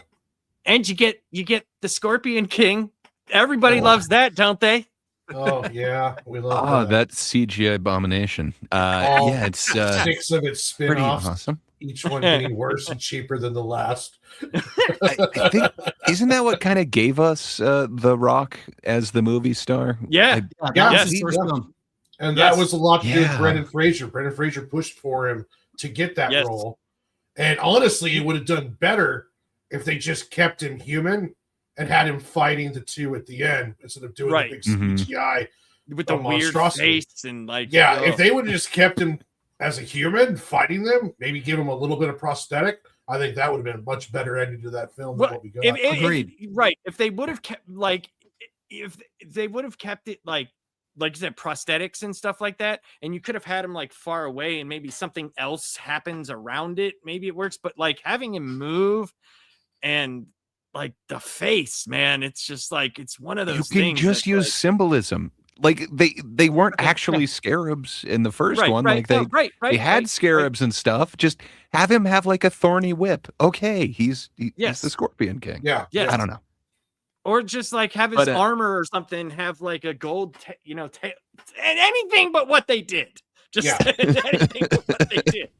And you're right, because I remember. Sorry, I remember because I was watching WWF at the time when he left and came back. Like there was this, like any wrestler that does like a movie, they always like promote it super hard and stuff like that. I remember all the crap that The Rock would say about this character, and you're just like, dude, you ended up being a big giant CGI dildo. Like, yeah, you were in a like, flashback where you essentially dehydrated and passed it. Yeah, it's just.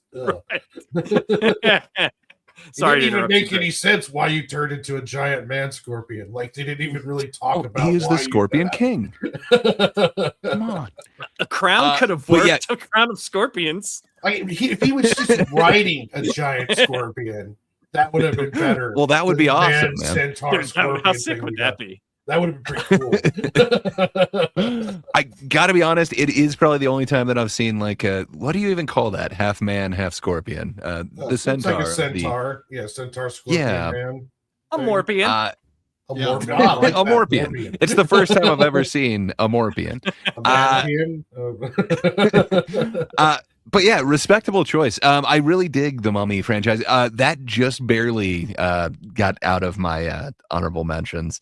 It was on my list for quite a while, but yeah, man, I think that's got to be second or third as far as Brendan Fraser performances as well. I didn't know that he could be a badass and he could be like respected. I always Right. kind of saw him as the kind of muddling like in Encino Man or Dudley Do Right type. Yeah. He's not. Encino Man, Brendan Fraser, not as much School Ties, Brendan Fraser. Yeah. Because that was like the Yeah. one that during the middle of that thing that was like, where did that come? You know what I mean? Like you were just wheezing the juice. I always thought he would have made a good Superman in his prime. I think he could have pulled it off, honestly. If he didn't have the roles he had beforehand, because like you think of him as like George of the Jungle and Oh, that is true. Like yeah. But I know what you're saying. I know what you mean. I do know what Yeah. you mean because he does have the build for it and the height and stuff like that. And after you see him in the Mummy movies, it's like, oh, okay, I could see that happen. So he can play a badass as well as like a bumbling type, and yeah, like Dudley Do Right. He said Dudley Do Right. Well, I mean, like for me, No, you're Brendan right, Fraser though. is You're Airheads. He's part of the That's Lone true. Rangers. Come on, dude. Yeah. Right. Well, I respect both of your number one choices, especially because of their lack of a certain thing that Laps seem to be a fan of. I don't know. I didn't say I was a my fan number of it. one I was choice. just saying that there was more relationship to that movie than you gave credit for. Fair enough. I did not go back to the 1936 one. I think I only saw it once. Maybe I need to watch that a few more times. But don't. perhaps that film will come back up on, I don't know, things that might not have aged as well as they could have. Ooh, okay, yeah. But okay. yeah. So my number one choice for a remake, it might be controversial to you guys, although it sounds like it isn't. But some people don't see it as a remake because it is doing so much more than the original is. That being said, I poo-poo that. I say, no, how dare you? This is a remake to me. Just like Scarface. I've always said that, and I will always remain saying that. But yeah, so there was a 70s version of this film, and it's delightful. It does touch on issues of the time, but man, what this 2004 remake of it was able to do, it goes leaps and bounds above. So it is 2004's Dawn of the Dead, director Zack Snyder, but it does get writing credit to George Romero for the original idea, and then James Gunn. To me, I think this is the most original remake that's out there. Just, man, what it's able to do, even with that opening scene, Sarah Polley with the neighbor kid. Just, man, there is not an opening like that. Just, I love me some Romero, but what this was able to do and kind of the issues that it's able to kind of bring forefront are just amazing. And the cast in this is just completely just amazing. Sarah Polley just kills it, but Ving Rhames, I don't know if he's been more badass in this. Maybe when he was kicking Martian ass, but this is up there as well. And then Mekhi Phifer has an awesome role in this. It introduced me to Ty Burrell, and man, he was able to, go on to sitcom fame, but man, is he like the perfect rich asshole in this one. And just what they're able to kind of do with this. It's the only, well, it's not the only Zack Snyder film that I respect, but it is the one that I respect the most. And I think it's possibly because he had the least control over this one. He was the director. He did ultimately choose what's in frame, but man, if he's not doing the cinematography and he's not doing the writing, I think he can focus on making a good frame. And I think he was able to kind of do that in Watchmen as well. But man, this one to me is just it is peak Snyder, and it's able to even surpass what Romero was able to do with his original Dawn of the Dead. I love that film, and there's some amazing stuff, but there's also essentially just green makeup on people, and they're literally pieing the faces of certain mall goers. This takes it to a different level, and it brings the realism and the horror out. And Yes, man, I love this one. it gives it stakes, like, because like It you said, feels like it. right from the first scene, and the Jake Weber and Michael Kelly, like there's so much in this movie that is so much better, in my opinion, than the original. Mhm. Like, because it actually was tense too. It was tense, which is what sells the zombie movie. You know what I mean? Like, you have to have the tension there. If they're just up and hacking, slashing, and like you said, pie facing and doing that, there's not really tension built. Right from the beginning, it's you were fun. like, but is that what you want though? For No, like, that one did not make this list. Although Savini's 1990 Night of the Living Dead almost made my list. I like what he was able to do and the tropes that he was able to subvert. But man, this one it hits unlike any of the other ones. It feels like it's its own version while still kind of taking a nod towards the original. But yeah, it's zombies and you're at a mall, but that's about where the similarities end. Yeah, I mean, it's got some really good deaths too in it. It's got some really good ones, man. But yeah, you're right, man. It's a great movie. It's a great remake. And it's other like the most tropes that Zack Snyder movie out of all of his movies. I feel that way as well. Yeah. And I think he kind of had the least control over this. And a lot of Gunn's writing kind of shines through in this one. You get moments, especially in the dialogue, that I don't know if you'd get from any other Snyder film. That's the thing with Snyder. The more freedom he has, like the more like how bad he is shines through. Sadly, dude, all you gotta say is Rebel Moon. Rebel. Oh god, Moon. I watched the rated R version of that because I felt like I had to give him a fair shot. And yeah, that's like 3 hours of my life I'll never get back. Well, it was like 3 hours of your life just watching them, harvest grain in slow motion. Yeah. Oh, that so was bad. important, Bob. So bad. I saw the director's cuts of both of those as well. Yeah. Don't get me wrong. I like that the director's cut's better than the theatrical, or not theatrical, than the original release. But that's like saying that a turd on a plate is better than a turd in a cup. It still was a turd. It's like I watched the 4-hour Justice League movie. Yeah, it's better because now I know what's going on because they didn't have to take a 4-hour movie and cut it down to 1.5 hours or 2 hours. It was supposed to be two parts.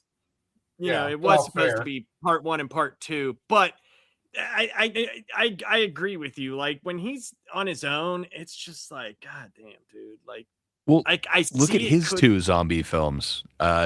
The Whatever of the Dead. Just man, it did not work out. The one in Vegas. Yeah. Mm-hmm.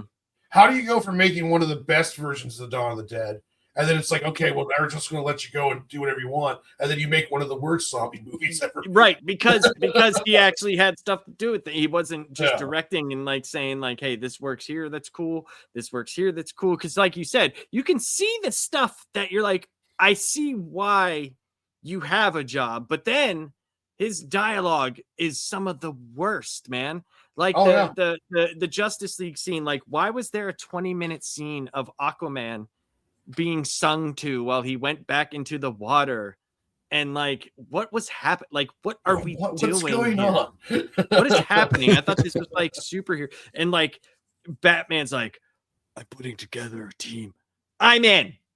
Because I'm just a big loser nerd. I'm in. That's all you gotta say. Oh, really? I don't. Like, yeah, dude. Well, it's because he didn't have any friends. Right. And he wouldn't, because he's in a Zack Snyder movie. Everybody's unlikable. That was supposed to be a joke that he was going to get super friends. Yeah. Super friends. It's up there with he's doing Fozzie Bear levels of, waka waka waka. Yeah. The only thing was like the running back in time scene was beautiful in the Snyder version of Justice League. And there was, and the dark side scenes were great. Yeah, and they did a much better job with Cyborg with him in the Snyder one. The Whedon one, if anything, the Snyder one was just kind of like, what the hell was Josh Whedon thinking or smoking? that you like changed that much beautiful. Like there's some in the script you should have kept, and then there's this, you know, and it's just like wow. That whole thing also was like doomed. Superman's return better in not necessarily when he came back to life, but when he showed up to save the day. I liked it better in the Snyder cut a lot better. Way better. Oh, like, way better. Like in the Whedon version, he's like civilians. I gotta go. I'm like, like you also got to remember, like, it's a tragedy what happened and why he had to leave the movie, right? It's tragedy. Where no one's disputing that. But once the studio got involved and they saw what he was doing, because that was supposed to be part 1, part 2, right? Yeah. They were like, holy fuck, this is not going to compete with the Avengers, which it wasn't supposed to. Like, that, you know, that whole thing ruined that just him being in charge already doomed to fail, right? But let's just say it would have kept going. Okay. Let's just say that you already have something so dark and so serious that they brought the dude in to literally color it up and make it funny. They were like, we have to refilm jokes, not major plot points, not major scenes. We're bringing back the actors and paying them and paying stage because we need more jokes in the movie. We need to have Flash flop on top of Wonder Woman because that's right. And we need other, you know what I mean? Like, and it was so bad. And it sucks because I'm a huge Justice League person, right? Hate colored films. Jesus. Yeah, Patrick, good to see you, sir. I understand that you're a fan of black and whites. Much respect, sir. Like, I'm a huge fan of the Justice League. Always have been. It's the one super team that wasn't forced together. It just happened naturally. You know, the original Justice League, unlike the Avengers, who couldn't sell comic books, so they forced a team together. And I wanted this to be good, and then what they put out in the theater, and well, they rushed it. They should have done. They shouldn't have refilmed it. They should have done solo Superman, Batman, and Wonder Woman films for sure. Do a Trinity and then a Justice League. Right. You don't have to take as long as Marvel did, but you have to establish the DC Trinity before you jump into a Justice League movie. Right. And they could have, right?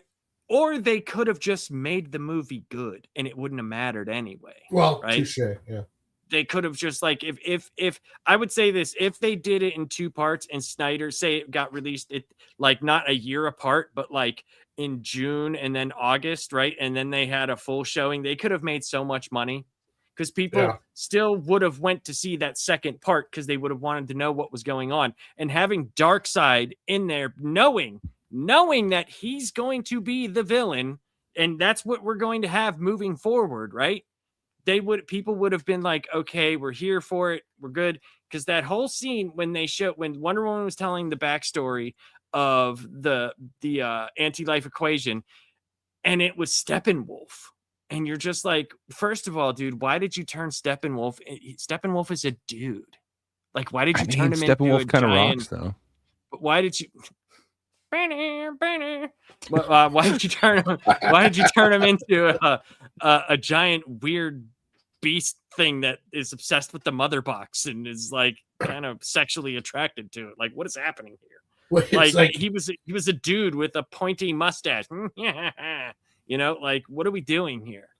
I did think it was kind of silly that Darkseid loses the anti-life equation on Earth, leaves Earth, and then just forgets where Earth is. I don't think he. Well, I don't. I think whenever he cleaved the Earth, that's when it happened. He did not know that that's where it was. I don't think there was shame. He was carrying shame from losing. He was carrying shame from losing, but I don't think he knew that's where it was. He lost the Mass Quest printout to Earth, and he's just. Damn it. Dude, maybe he angered God and he got lost in space for 40 years. It's happened before. Well, hell yeah, fellas. Yeah. Those were some interesting lists. Can I ask, did you guys have any, what would you call those? Runners up, honorable mentions? Real quick before we do, I'm sorry, I have to jump off. I just got a message from my son. Need to go pick him up from work. So, but just real quick, honorable mentions. One of the ones that there was one I was thinking of earlier that made my list or just missed my list. The Doom Part 1 and 2 was definitely ones I was thinking of because I thought they're excellent films. Again, the others I just have rewatched a little bit more and enjoyed them more on rewatch, but those are two that I definitely was thinking as far as making my list. And then there was one other that I was thinking of off the top of my head, and I can't remember it. I don't know why I'm blanking on it right now, but yeah, there was a couple. There's definitely some good remakes out there. Even recently, I enjoyed the Running Man remake more than a lot of people did. It's not one of my top ones, but I do think it's worth a watch. So hell yeah, Edgar Wright deserved more on that. But Bob, when can people catch you next? I know you happen to have something going on Tuesday. What happens to be the theme on that? Well, this Tuesday we're going to be talking Casino Royale. So definitely check it out. We're going to have some fun with that one. And then I'm hoping to get a review of Disclosure Day out. Hopefully tomorrow. If not, I'll get it out Sunday the latest, but hopefully get it out tomorrow. My editing software is having some issues, so that's got to put me a little behind. But you can check me out over on the channel, Bob Loves Movies, and come check us out on Tuesdays. Have a good time with us. Hell yeah. Well, thanks for joining, Bob. We understand you got to go, but thank you. And I'm looking forward to next week. That's going to be a real fun one. Yes. I think so too. Yep. But hell yeah. Safe travels, Bob. All right. I'll see you guys later. Yep. Be safe. Warren, Lapsed, you guys got any honorable mentions or runners up for some of your favorite remakes? I do. I had the 1982 Thing. I also had True Grit. I had Cape Fear, which nice. I have the book, right? I have The Executioners. I've never read it though. And I want to read it. I never get around to doing it because I end up reading comic books, which, I don't do enough of. So, and like I said, I had Maltese Falcon, the 41 version, because I just don't, Bogart. Yes. I understand what they were trying to do, right? They were trying to have the next leading man, the next big, breakout star. And I don't see as much of a difference between that and the original movie. And, there's only so much that you can do when you're basing it off of someone's book, right? There's only so much you can change in the movie unless you're going like for a page for page representation and take dialogue straight from the book, So that's why I put it on there as it says, they say it's not a remake, but a different adaptation of the Dashiell Hammett 1930 novel, but it's a fucking remake. Yeah. So, I would include it, but I don't know. There's a couple of them that I kind of wonder about. But Warren, do you have any kind of honorable mentions or any of them that just barely missed your list? 310 to Yuma, Scarface,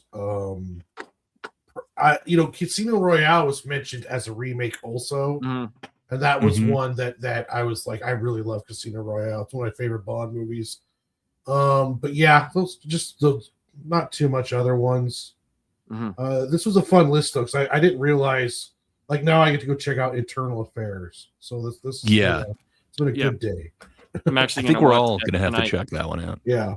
Well, hell yeah. I had a couple of them as well. The Thing, just barely outside of my top 5. Muppets Christmas Carol is on there, and also I would put that on the same slot with Muppet Treasure Island. They're great remakes of classic stories with the Muppets in there. To me, that counts as a remake, but perhaps to a purist, I am a heathen. Oh, Bob. Oh, yes. Sorry. Bob just texted me. The one he was thinking of, he told me, he said, if I see this before the end, he wanted it. The remake he was thinking of was Brewster's Millions. Oh, nice. They have done so many more versions of that than I realized. There's there's like 5 of them. I think there's even more than that, which is crazy. That's crazy. I only knew the one, but yeah. Fair enough. Good choice. I also had True Grit on mine and Sword in the Stone. I don't know. To me, that's a remake of a classic tale done a certain way. But I don't know if you guys would accept this one. Roxanne. It's kind of a what would you say, modern interpretation of like Cyrano de Bergerac. Yeah. I don't know, man. Yeah. I dig that one a lot. So I don't know. Yeah, I It's an mean, honorable mention for me. No, I mean that. I don't see how that. I mean, that works. I could see that. I could totally see that.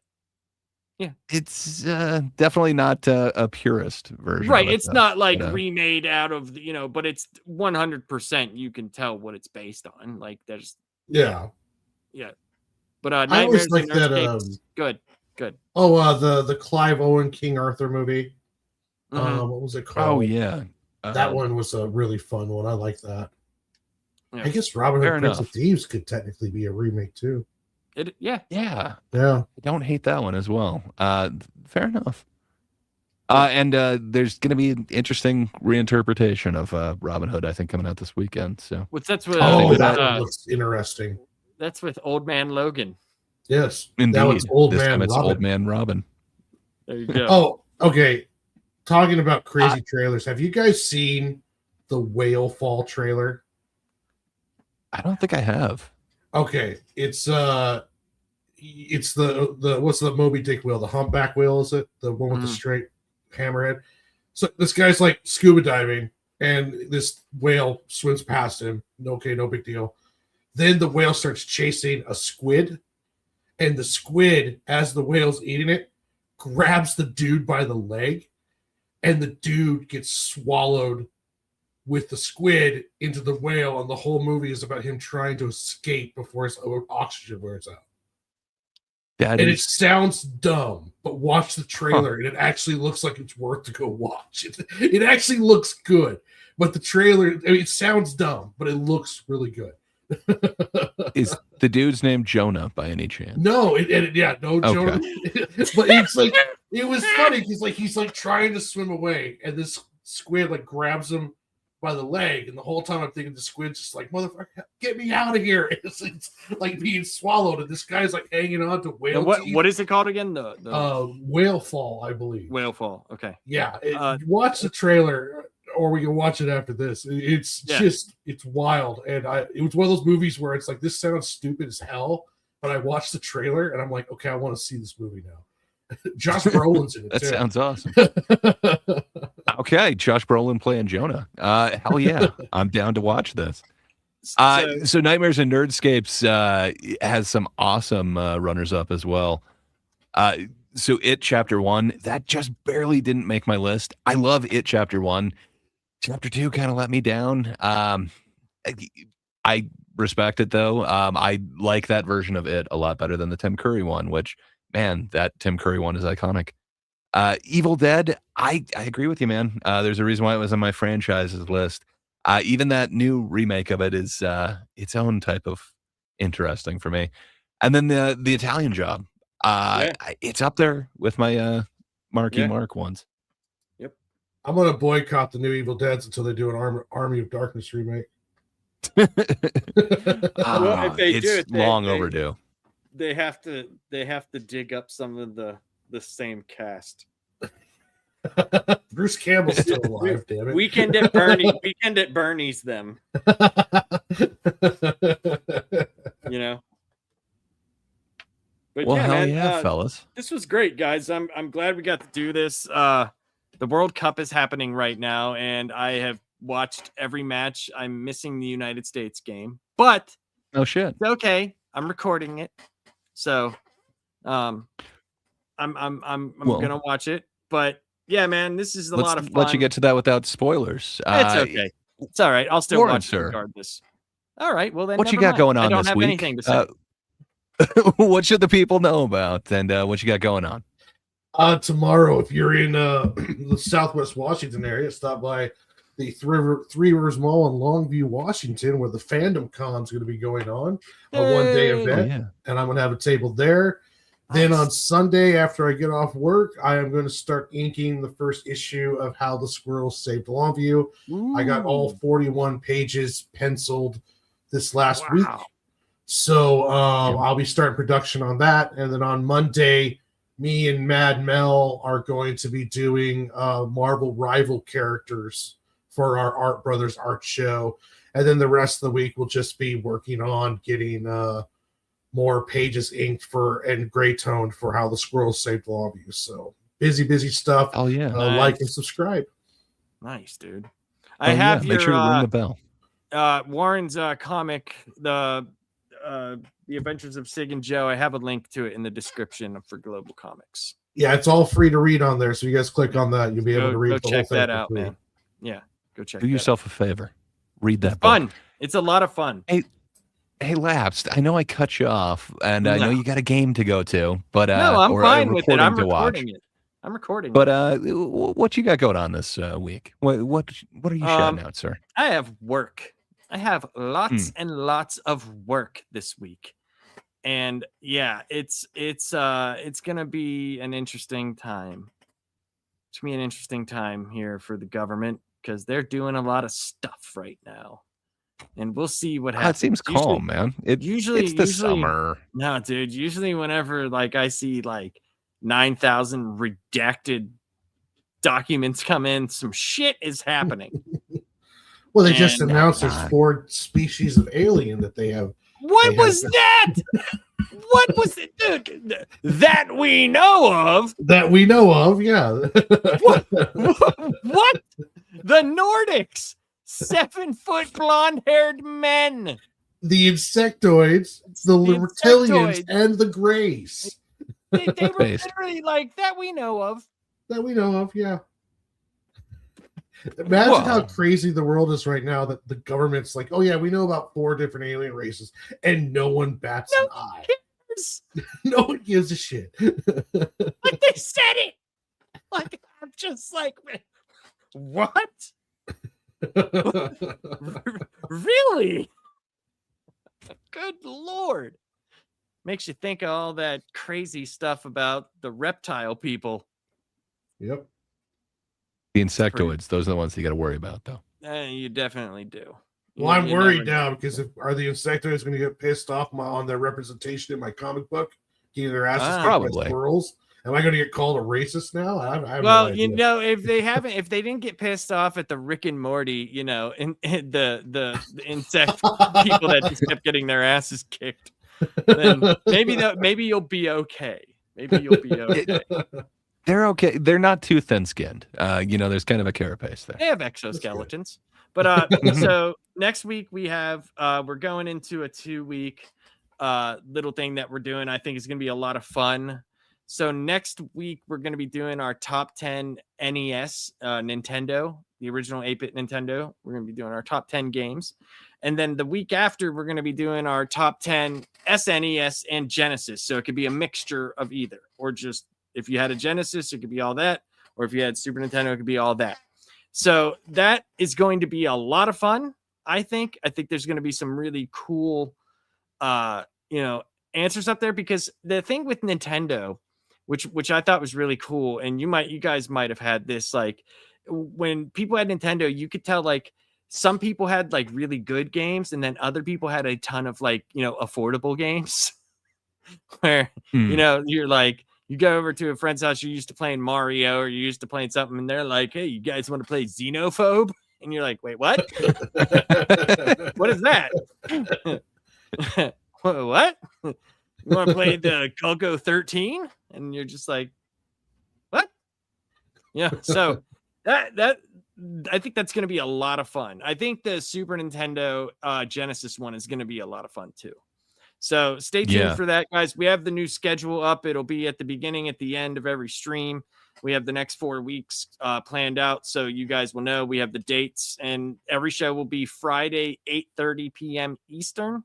So just subscribe to the Last Panel channel if you're not already. I know we stream on everybody else's channel, but if you guys could subscribe to this channel so at least we can get more stuff out there, that would help a lot. And tell your friends, come join us. Just come chat. I mean, shit. Yeah, ring the bell. We're okay if you let people in on the secret, but you're a part of this secret now. That's true. Great. What do you got going on, brother? Show impending. Eventually it'll be here, but just wait. Last panel next Friday. You'll definitely catch me here. I think I might do some video game streams if people are available. I'd like to do some Arc Raider streams where we just go in and just don't really care what happens because it's Hell yeah. trio, because it's trio, so we know we're gonna get shot at. There's no nice trio lobby, so who cares? Let's have fun. We bought the damn game. Yeah. Like I thought, I'm down, sounds fun to for me, man. that for trios goofing off. my brother made a really good point to me, and I thought it was hilarious. Like, because of how deep people thought about this game, right? And I would tell him stuff, you know, because you guys know how it is, dude. It's like, oh, dude, I shot so I felt so bad. And he goes, you spend your whole life constrained by the morality and laws of real life that you're worried about what someone on a video game thinks of what you did. It's like, dude, you're in way too deep, brother. He was like, fucking shoot them and take their shit. I was like, you're right. He's got a point. Fuck the people. The way he said it, though, was so funny, dude. It was so funny because, like, sometimes he just has a way of saying something, and he's like, dude, it's a fucking video game, dude. For Christ's sake. He was like, who gives a shit? We got to get down on some Dragonkin, too. We definitely do. We definitely do. Yes. We should set time aside for that. Yeah. Because I think that'll be a fun stream as well. So we'll talk after the show's over here. But yeah, Gray, do your thing, man. You're supposed to tell me to hit the button. Oh, hit that button, Lapsed. Yeah, you know, good times.